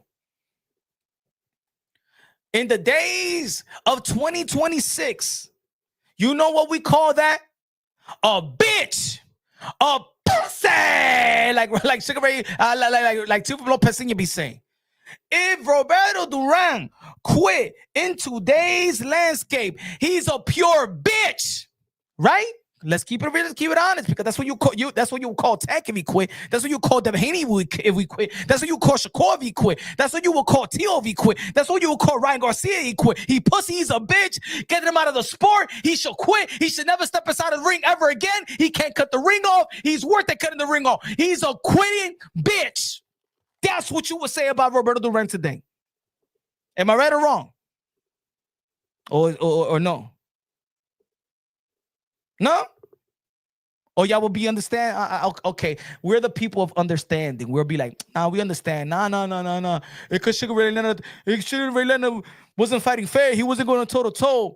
As a matter of fact, it's good that Roberto Durant quit, because I don't want to see that shit. Yeah. No. We want to see toe-to-toe. And it's good when Roberto Durant quit. We didn't want to see that shit either. That's what we're going to say. Usted se atreve. Y'all, just so y'all will have to agree with me, y'all will be like, I mean, anyway, man, we don't want to see no damn Tom and Jerry shit anyway. I wish every fighter do that shit. If somebody, as a matter of fact, I'm going to say it. As a matter of fact, I'm going to say it here today. If it's okay, if it's all right that Roberto Durant quit, it's all right. Hey, yo, ladies and gentlemen, if Shakur Stevenson starts running, I'll tell Teofimo Lopez, say no mas. Let's get the fuck out of here. This is not a fight. Forget about it, Teofimo Lopez. Let this motherfucker run at his own. ¿Verdad? That's what I'm going to say. If Roberto Durant gets credit, oh no, he don't. His legacy doesn't diminish. He's one of the greats of all time. He's one of the GOATs, top 5 and stuff like that. Oh no, he didn't quit. Hey yo, Tio, if Shakur starts running, hey yo, let's get out the ring. Get out the ring. We don't want to deal with that. Nobody want to see that. Nobody want to see Tom and Jerry, and stand up for entertainment and say no. Shakur Stevenson, either you're gonna fight with me right now, or I'm out of the ring. No más. Vamos a pelear. Are you gonna agree with Teofimo Lopez? Are you going to agree with Teofimo Lopez? Because when I compare a Tio and a Durant, and I compare him to a quitter, hey, but how about this? If Shakur Stevenson ever fight Durant and does to Durant like he did Edward De Los Santos, and Durant will quit versus Shakur Stevenson. Roberto Durant will quit versus Shakur Stevenson. No. Look at that. You see you see how it sounds? Hell no. Durant will F up Shakur Stevenson. He'll figure him out. Hey, yo, my brother. If Shakur fights Duran will quit versus Shakur Stevenson if Shakur Stevenson fights the way that he fought Edo de los Santos. Roberto Duran will say no mas. Am I right or wrong? No? Because we never seen Duran do that, right? No, porque it's Shakur Stevenson, right? Oh, you trying to compare Shakur Stevenson and Sugar Ray Leonard? As a matter of fact, I believe that Shakur Stevenson runs more than will run better than Sugar Ray Leonard. Shakur Stevenson will run better than Sugar Ray Leonard. As a matter of fact, that wasn't even running by Sugar Ray Leonard. If Shakur Stevenson for Roberto Duran, Shakur Stevenson will make Roberto Duran quit. Say no mas. No? Come on, give me a yes or no in the chat. If Roberto Duran fights Shakur Stevenson and Shakur Stevenson pulls the same approach and the same style that he had with Edo de los Santos, will Roberto Duran quit versus Shakur Stevenson? Dime, mi hermano and friends. I want to be yes or no. Crown said Duran spanked Shakur. Now he'll cut the ring off, right? Oh, he cut the ring off.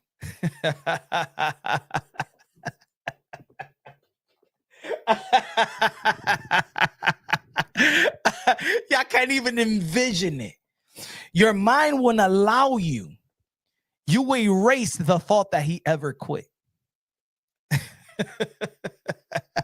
Hey, yo, y'all rather remember Tio losing to Camboso than remember this man quitting like a bitch versus Sugar Ray. I see no why they see. I'm gonna say I love Roberto Duran. I love the Roberto Duran, and I was having a drink with Roberto Duran, but I'm gonna speak the same language because y'all will say today, if Roberto Duran was in his prime and he quits and say no mas, he will be the biggest bitch in the sport of boxing today.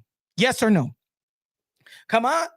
I mean, folks, we make fun of Deontay Wilder because of the costume and the costume that the two tranny did for him and stuff like that. Hey, Deontay Wilder, this is the best costume we did for you. You know, he loved it. He loved the costume. You know, we put some layers on it, and you know, he loved the black and the silk. And we made a mask that was sparkling and it sparked the whole arena, and it was beautiful for Deontay Wilder. Deontay Wilder loved it. He didn't blame us. I don't know what the narrative came about. The costume was a little bit heavy, but because he was a strong and had broad shoulders, we made it to fit his body and understand that he could carry the beautiful costume and stuff like that.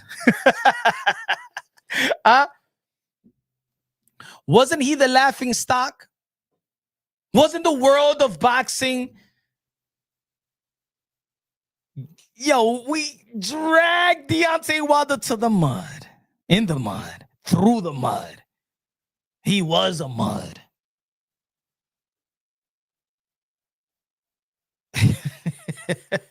He said, "You making me root against the Honduran." No, this goes on anybody. This. Remember, look at the thumbnail. The GOAT opportunity era. The GOAT opportunity era is the GOAT opportunity era because there's enough great fighters today within the same division that you could fight, overcome, beat, and you can be in the discussion of GOAT conversation. That's what I'm talking about today. That's what I'm talking about. It's just not Tio. I got Tio, yes, in the title, because Tio, in my opinion, because he's about to face Shakur Stevenson, is closer to that GOAT conversation if he beats Shakur and moves on to another fight or two versus another established great fighter, future Hall of Fame, because Devin Haney is going to be a future Hall of Fame. Now, the question is whether it's first, second, third, fourth ballot. The same thing with Tio. Tio's already and it's going to be a future Hall of Fame. Is whether he's going to be first, second, or third, or fourth, fifth ballot. You know what I'm saying? That's what it is. So, because if Nigel Benn just made it to the Hall of Fame, Tio and Devin Haney for sure is already Hall of Fame bound. Nigel Benn just made it to the Hall of Fame. Timothy Bradley just made it to the Hall of Fame.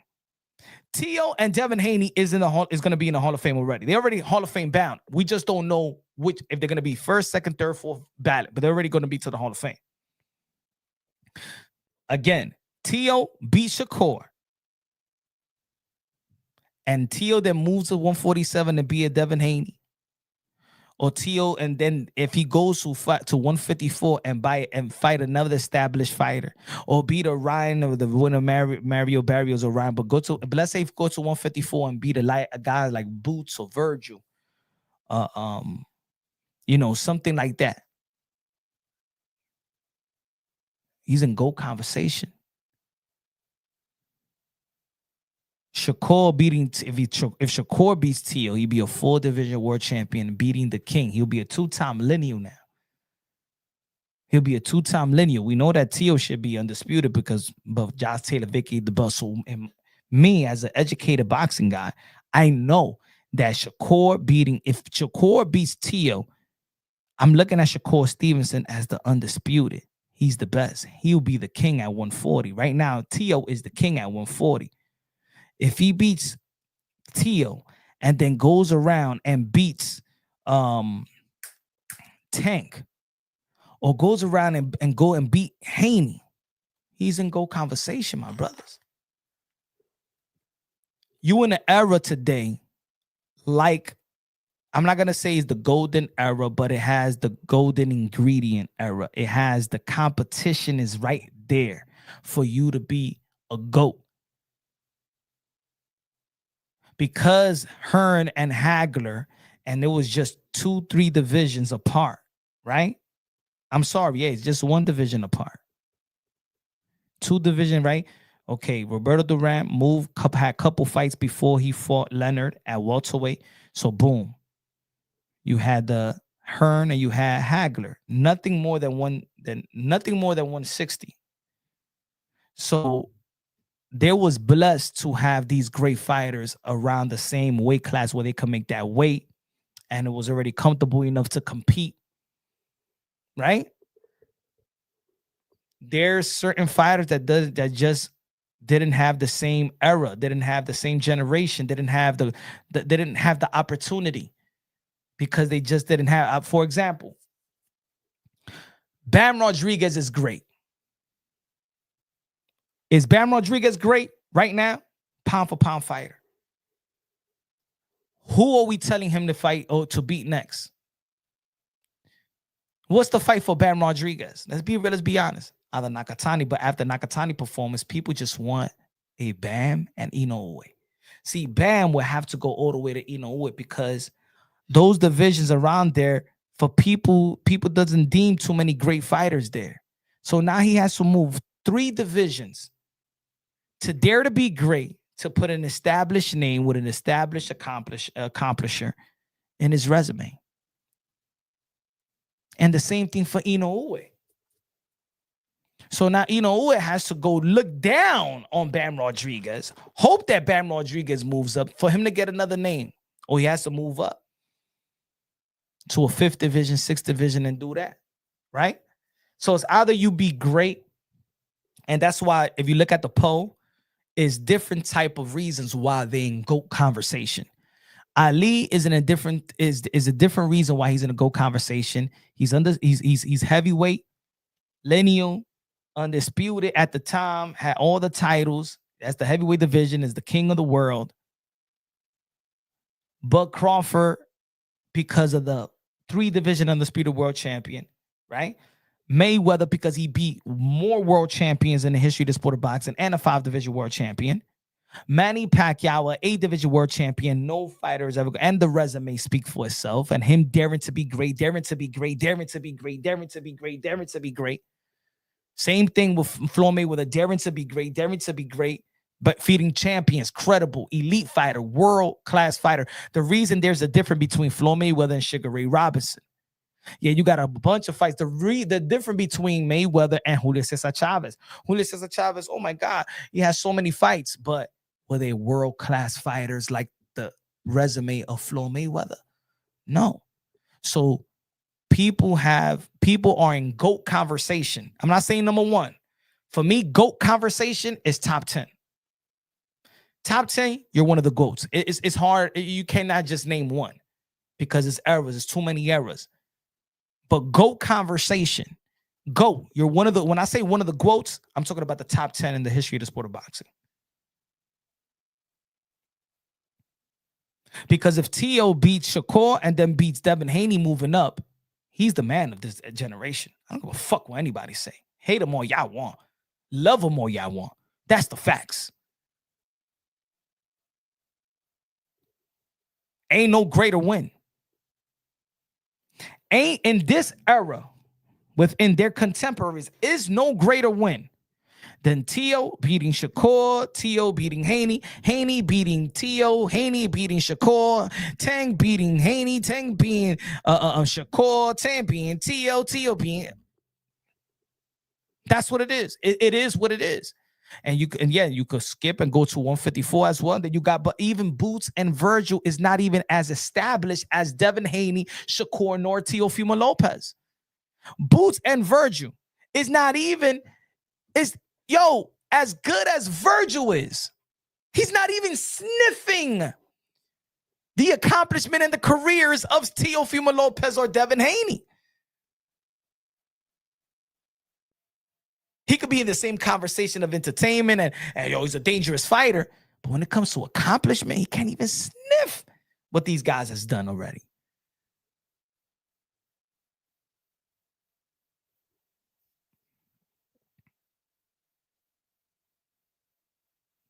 So, again, Teofimo Lopez not too far from GOAT status after a victory over Shakur Stevenson.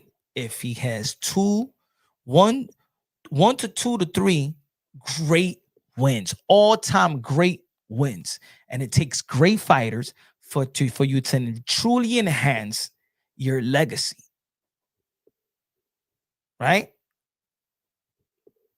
Do you agree or disagree? Does it sound, you don't even get to agree. Does it sound logical though? If Teo beats both Shakur and Haney, he'll be in the top 3 pound for pound ratings alongside Ino Uwe. He said, see, right, for me, if Teo beats both Shakur and Haney, he'll be in the top 3 pound for pound. Man, that's an easy one. I don't even have to say top 3. That's a 1. That's 1. That's it. That's it. Ain't no even top 3 conversation. He's 1. If Teo beats Shakur, then moves up to fight Devin Haney and beats Devin Haney, he's 1. He's no. He's 1. That's it. 1. That's it. You feel me? He's 1. It's not. I think it's. I think it's Usyk. Maybe. No, he's 1. He is 1. That's it. That's it.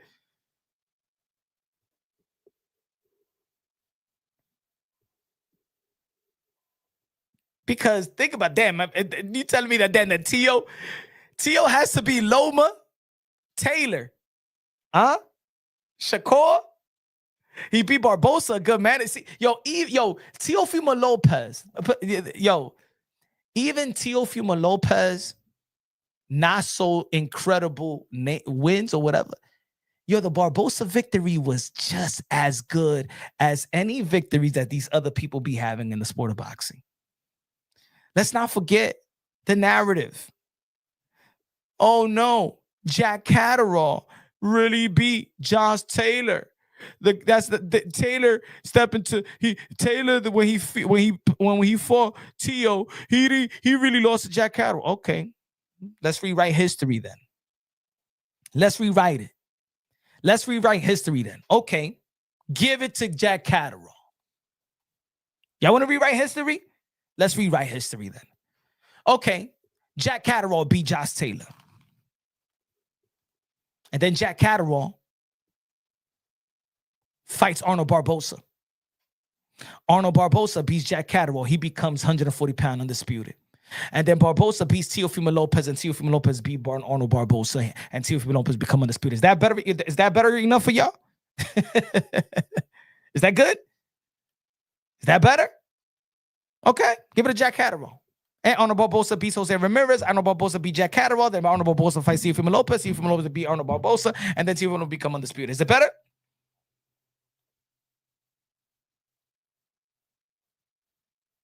Even the Arnold Barbosa victory, in my opinion, is a better name than any Shakur Stevenson's opponent or the better competition at the time, because Barbosa, put it this way. People ain't going like, hey, yo, Cota, people ain't going like this. They ain't going like this. Barbosa had the best momentum going into that fight than anybody in that Times Square card. Barbosa had the most credible, better win, best momentum going into that fight versus Teofimo Lopez in Times Square. Ryan Garcia came off suspension, 1 year layoff, and going to rehab or going through therapy.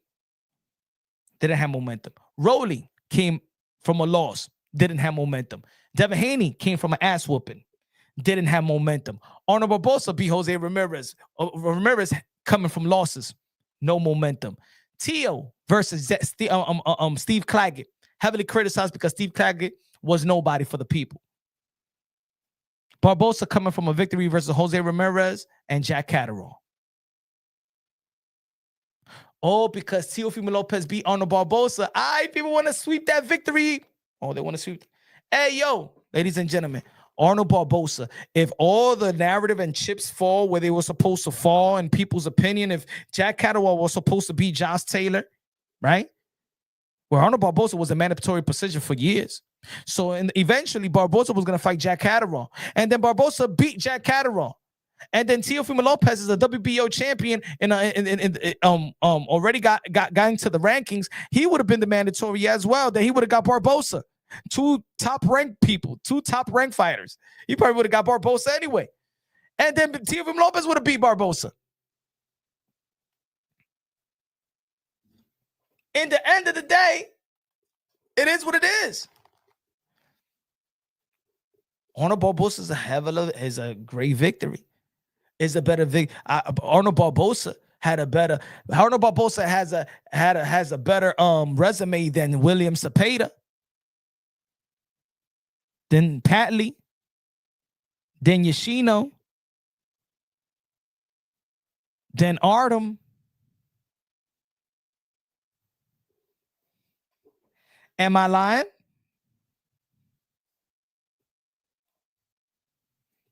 Come on, folks.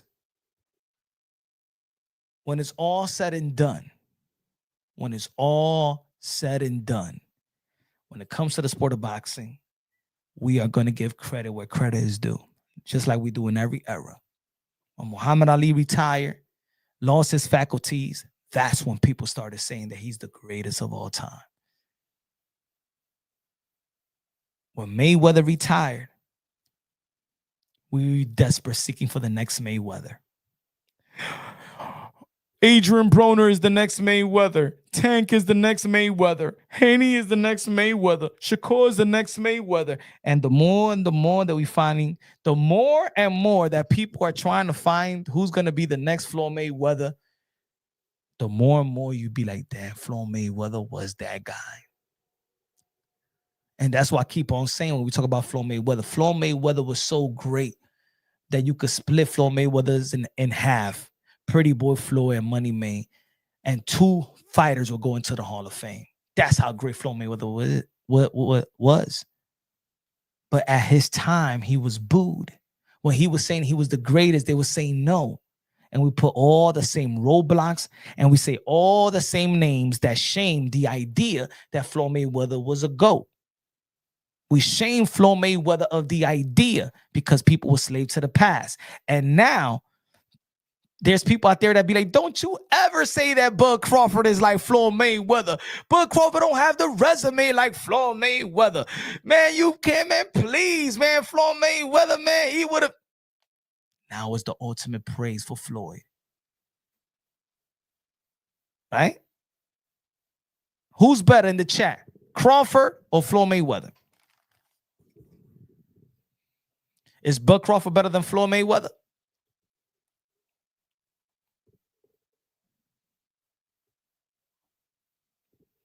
Is Crawford better than Floyd Mayweather?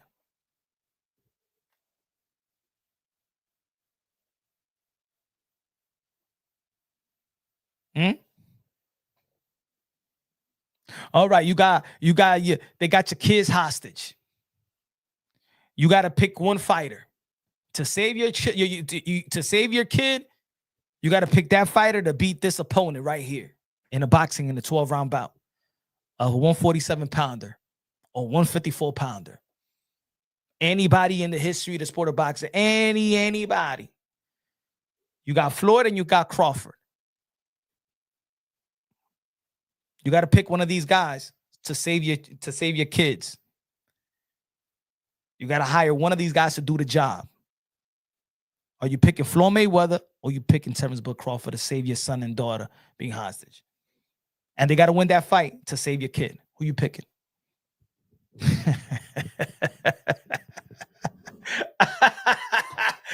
you picking? Who you picking? Who you picking? Yeah. Yeah. Uh-huh. Who you picking?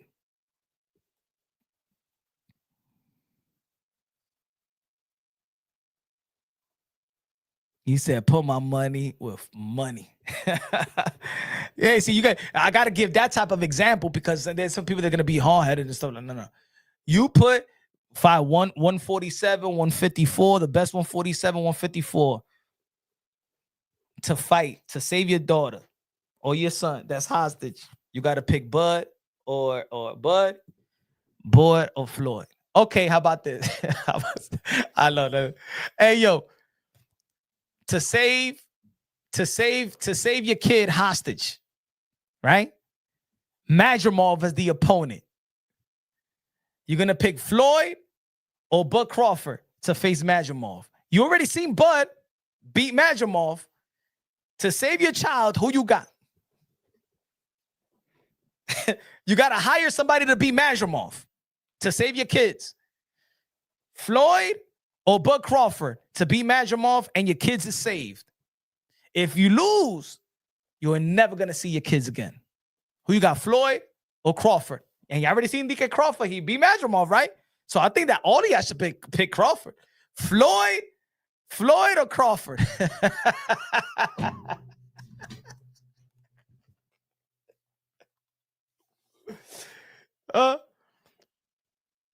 He said, I won't ever said Crawford. You gamble your kid. You don't love your kid. Me either. No. I'm a Floyd. Look, no. I ain't gambling like that. I ain't gambling my kids. Floyd. Hey, yo, Floyd. Yo, me? I'm sorry. I wouldn't even, in a split, in less than a second. You got to pick Bud or Floyd to face match. Floyd. Are you Floyd? Get him. Floyd, get him.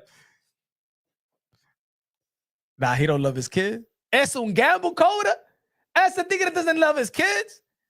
DK Bud Crawford. That edge of win versus Madrimov. It wasn't for the 12th round. Huh? Are you gambling now?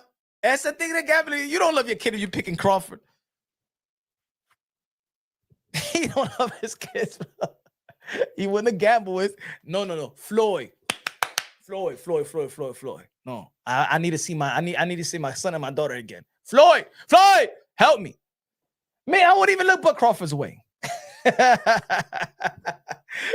And I'm picking somebody that Bud Crawford already beat, and I'm still picking Floyd, bro.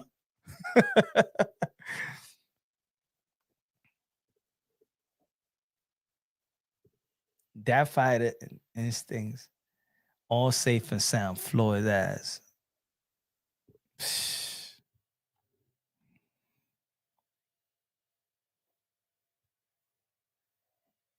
Canelo in their prime. Floyd Crawford. Still Floyd. Floyd. Still Floyd, bro. Still Floyd.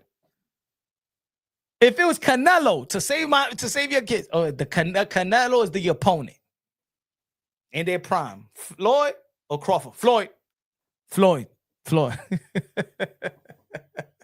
He said, my future kids will be high price. Hey, you never know what happens in life, man. God forbid. We never know, man. We pray that we all gonna be safe and the kids always gonna be safe and nothing happens. Like, man, you seen the newspaper today? The newspaper today, in the New York Post, I think it was the New York Post or Daily News. The mother killed their 13-month-old son, and she called the father to tell them that she murked their own child.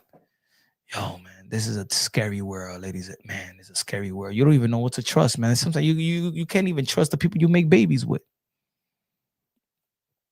You can't even trust family members. So you can't even, man. If you really think about how many stories you heard that the molester is a family member.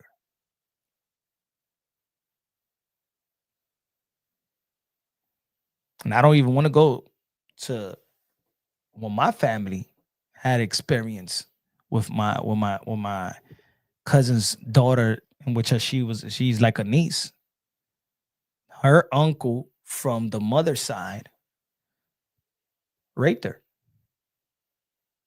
killed her, fed her fentanyl, raped her. If y'all know the channel, y'all know y'all know the story. That's what happened. My little cousin. She was like a niece to me. You understand? Yo, that's why I don't let none of my kids sleep over no place. I'm sorry. I don't. No. If my kids want to have like, a little slumber party or something like that, when daddy, I want to sleep over my friend's house. Sorry. If they could, they could come to the house and we set everything up and they could come here and stuff like that. And we speak to the parents, but my kids ain't going nowhere to sleep over. No. Now, when it comes to my kids, no, my trust is.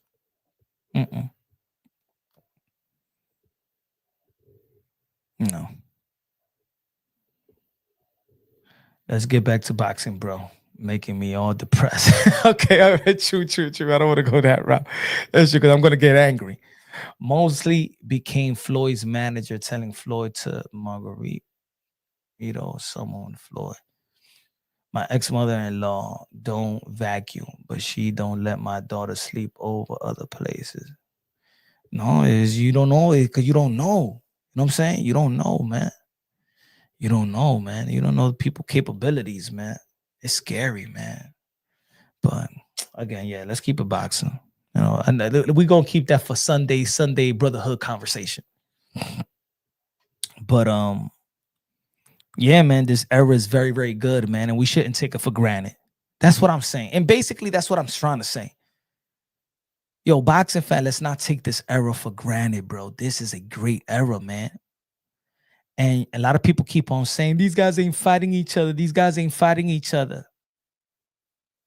They are fighting each other. We just impatient. And the reason why we impatient is because, again, we're slave to the past. So we think that when Durant fought Leonard, the next fight was Hagler, and the next fight was Hearn, and the next fight was and we think that it was like that. We think that back in the days it was like that. Oh, Hagler fought Leonard, and then the next fight was Durant, and then the next fight was Hearns, and then the next fight was Leonard again, then the next fight was Benitez, and the next fight. So we said this is the golden era. They all fought each other. Ladies and gentlemen, Hagler started fighting the fights at the age these guys are fighting the fight. We just impatient. They fought enough times that they could lose to a nobody, or they could just lose to somebody and get back and fight nobodies within that same year, fight six times within that 12-month span. By the end of the year, they back into the winning column. Back in the days, they don't stay stuck on a loss. That's why a loss was never a big thing, because right away they get back into, like Julio Cesar Chavez, lost to Frankie Randall, went back to the ring the next month, got the rematch, went back to the ring, ended the 12 months with a Major Taylor victory. Nobody stays stuck with the Frankie Randall. He ended the 6 months. He had 6 fights within 6 months and ended with Major Taylor. But the thing is now, the bad thing about the fighter is if you lose today, the next fight, we don't know when these guys are going to get back in the ring, right? If you lose today, let's say if Shakur loses to Tio January 31st, the next time we probably see Shakur, we like what, in the fall, winter, fall, like real, you know what I'm saying? And that's the frustration. So we stay on that, we're stuck on that loss for a long time until they get back in the ring. Right? So this is an era where they have the opponents to truly be in go conversation with victory. That goes for Shakur, that goes for Tio, that goes for Haney, that goes for Tank. 3 wins. 3 wins amongst each other, and they in go conversation. So it's actually better now that they fight now, if they fighting, and that's what they doing. At what age did, look, like I said, Sugar Ray Leonard fought Leonard at 30, 31 years old. Devin Haney, Shakur Stevenson, and Teofimo Lopez is 28, 27 years old. They're entering their prime now. Look at the accomplishment they got. What age did Leonard beat Hagler?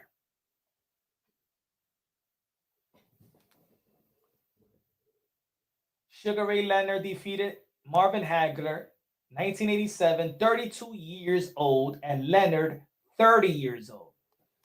So Hagler was 32 when he fought Leonard. Going to be 33. These guys are 27, 28. Are they fighting at the right time? Yes, they are. They're fighting at the perfect time, in their prime, highly accomplished. So the winner will gain a lot, and the loser wouldn't lose that much.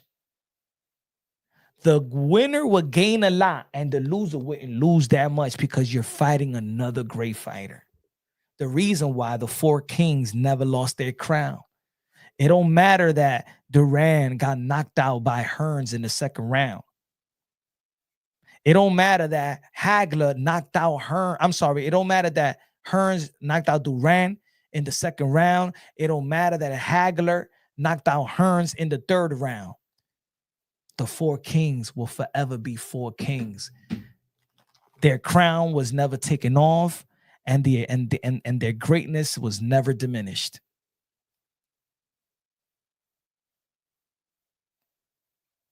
Right? Their greatness was never diminished. We lost a side of that because we living in the moment, and living in the moment is never giving these fighters their just due. The good thing about it is also that we could tell these fighters is that there is no excuses for y'all not to dare to be great. That's another thing. There is no excuse. There is no excuse, like there was no excuse in the past. There is no excuse that these fighters don't fight each other. There is no excuse. Now that a lot of people credit Turkey Out Shake, bringing the type of money and working with these promoters, that there's no excuse for fighters not to fight each other. That's why a lot of people didn't care about the excuse of Tio not fighting Haney, right? People don't care about the excuse of Boots not fighting Tio. People don't care about the excuse of Boots not fighting Virgil. People don't give a damn, right? It's people not giving them the benefit of the doubt because they feel like these fights are easy to be made. That's why people are frustrated with Tank, because Tank should be making these fights if he is the cash cow amongst his contemporaries. In which I said in the video early on that Tank Davis, boxing is better also with Tank Davis in the mix. It makes boxing better. Regardless if y'all don't like Tank, I like Tank. I appreciate Tank's skills and talent. And the reason why we get frustrated with Gervonta Tank Davis is because we understand his skills and talent, that he can actually be special and do special things. Because I do believe that if Gervonta Tank Davis comes out and say, you know what, man, I want to be the best ever. And I want to fight. And guess what? I want to fight the winner of Tio and Shakur. And guess what? If Tank Davis today, in an interview, goes right now, Yo, I've been thinking a lot about my career. I want to end as being the greatest fighter of all time. I got my eyes set on the win of Shakur and Teo. Even the people that didn't think that Teo and Shakur was as interesting as it is, it will be more interesting. As a matter of fact, if Teo and Shakur pay-per-view will sell 500,000, 4 to 500,000, just by Tank saying I got the winner versus Teo and Shakur in May. I got the winner. It'll go from 500K to 700K because anticipation sells. The reason Floyd Mayweather kept on the reason why Floyd Mayweather pay-per-view after pay-per-view event was increasing and was getting his money. You know why? Because the anticipation of fighting Manny Pacquiao. And every time Manny Pacquiao was fighting, the pay-per-view was going up. By the time they fought each other and the time they went back on pay-per-view, it was never the same. Because it was about Manny and Floyd Mayweather. Every time you see Floyd Mayweather fight, you're thinking about Manny Pacquiao. And every time you see Manny Pacquiao fight, you're thinking about Floyd Mayweather. And this is what these guys have to do right now. Not talk too much shit about each other. Say that you're going to fight. It's a matter of time. It's going to happen. When it makes sense, it makes sense, but it's going to happen. Keep that energy. It's going to happen. Keep that energy. So now when we see Shakur, we're thinking about Tank. We're thinking about a potential fight with Haney. If with Teo, we're thinking about the next fight is going to be Haney. You see when Teo said to he said, oh, yeah, we're looking to fight Devin Haney next. It's plain. It's plain to that part. So guess what? Okay, it's Devin Haney next. What did Turkey Al Sheikh said during the press conference? And the winner, I have a surprise for May date, for May fight. The winner would have a huge event in May. Now I gotta think, oh shit, is it gonna be Tank? Is it gonna be the winner of Teo and Shakur? Is it gonna be Teo Haney? And set is gonna be Teo Tank? Is it gonna be Shakur and Tank? Is it gonna be, you understand? Anticipation sells. Tank Davis in the mix is good for boxing. It's just good for boxing. It is. I don't care what anybody say. I don't care if you're a community that doesn't like Tank or a community that doesn't like any fighter that's linked to PBC. I understand the communities. I understand. I understand the narrative pushers. I understand the debunkers. I understand all of that. I understand I understand there's a community out there that doesn't like PBC. There's a community out there that doesn't like Gervonta Tank David. There's a community out there that loves Gervonta Tank David. There's a community out there that likes Bud Crawford. There's a community that loves Canelo Alvarez. There's a community out there that likes Devin Haney. There's a community out there that hates Devin Haney. I know all the lucrative community in the YTBC. I know all the lucrative communities. The Canelo Alvarez supporters, the haters of Canelo Alvarez. The Gervonta Tank Davis supporters, the haters of Gervonta Tank Davis. The haters of Devin Haney. What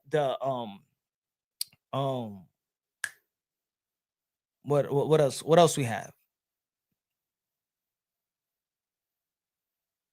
We have lucrative communities. The haters of PBC. That's another whole community right there. Would you ever want to see Shields versus Amanda punch? Nah.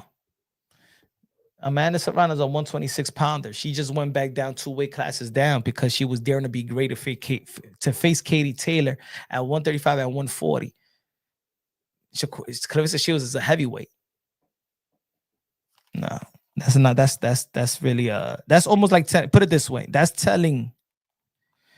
is telling basically. That is basically telling Inoue to go fight Bivol.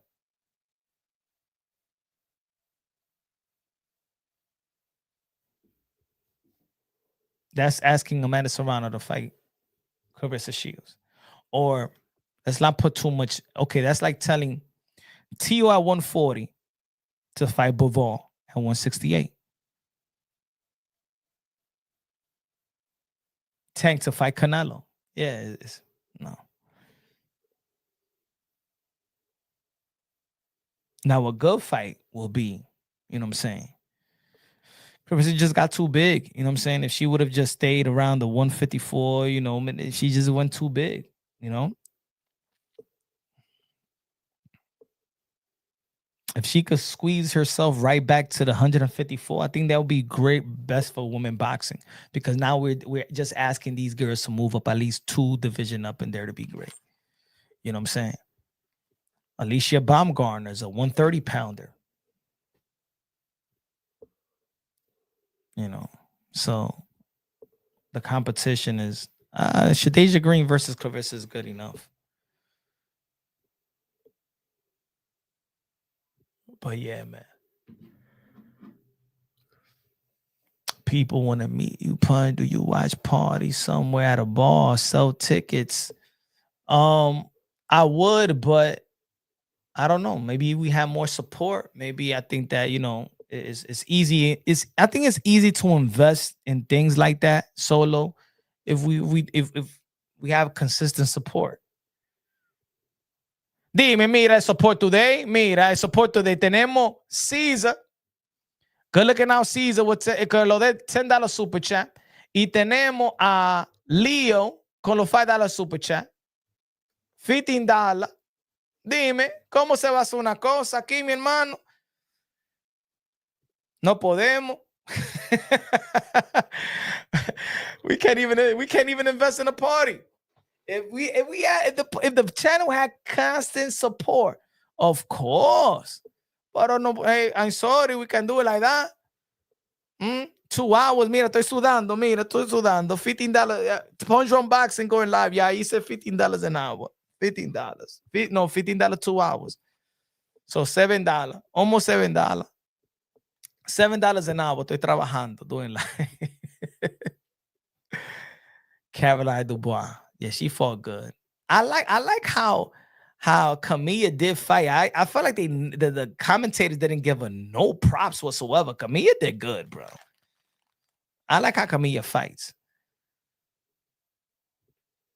He said Dan Canabio does watch parties at bars and sells tickets and sells out. I feel Pun. Yeah, but he gets paid. You know what I'm saying? That most of us, almost 95% of us, man, that do this, man, we do it for the love, and the only support that we do get it from the subscribers and members and stuff like that. You know, not everybody is showbiz, man. Everybody, and I'm grateful for all the support. I'm grateful, but there's levels also to the support. There's levels, but I appreciate all the support that anybody has given the channel and supported, because it has helped the channel, has helped motivation, it has helped outside of the out of the channel, of course. You know what I'm saying? I never take it for granted. I don't take not even the 2. Just like I say, con los 10 pesos de super chat y parique, con los 2 pesos de plátano. I keep the same energy. If it's $1,000 from $2 to $1,000, I'm grateful for that. It's people que no tienen nada.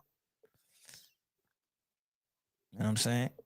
Shout out to Boxing Life. I haven't seen Boxing Life in a while. And shout out to Queso, my brother Queso. It's been a tremendous blessing. Tremendous blessing to the channel. Tremendous blessing as a person. You know, La Reina de Boxeo. Coda, yo no te veo que tú no, you're not a member today. Yo no sé lo que está pasando contigo, Coda. You'll be jumping out of being a member, Coda. Huh? Shout out to Coda. Shout out to all the members, man. If you haven't become a member of Punch Your Boxer, become a member. You know what I'm saying? It's the least. But tomorrow, oh yeah, man. Subriel Matias versus Smith. I got Subriel Matias winning, but also it's not like, oh man, sorry about that, bro.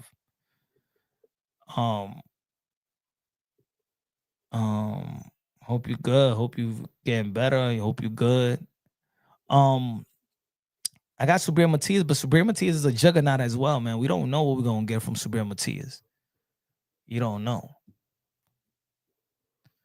Edwin Sánchez, con los 10 pesos a comprar Comida del Malecón mañana. Continue doing your thing. Good looking out, Edwin Sanchez. Appreciate you, man. God bless for the contributions. Lost my stuff. Oh, okay. I got Henry Stevenson Martinez is not going to be performing as well. He did. I heard he didn't pass the physical. I texted him to see what was the reason. He told me that he's not going to be fighting on Saturday. I don't know. Let me see if he says the reason already.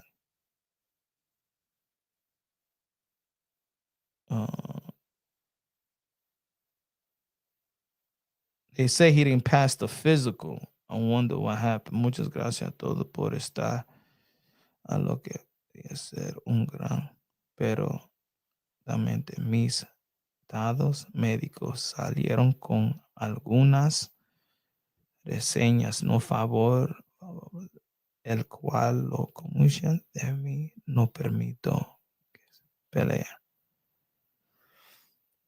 So he said that, but I want to know what it was, cause let me see. Give me a second, because he just told me right now. Give me a second.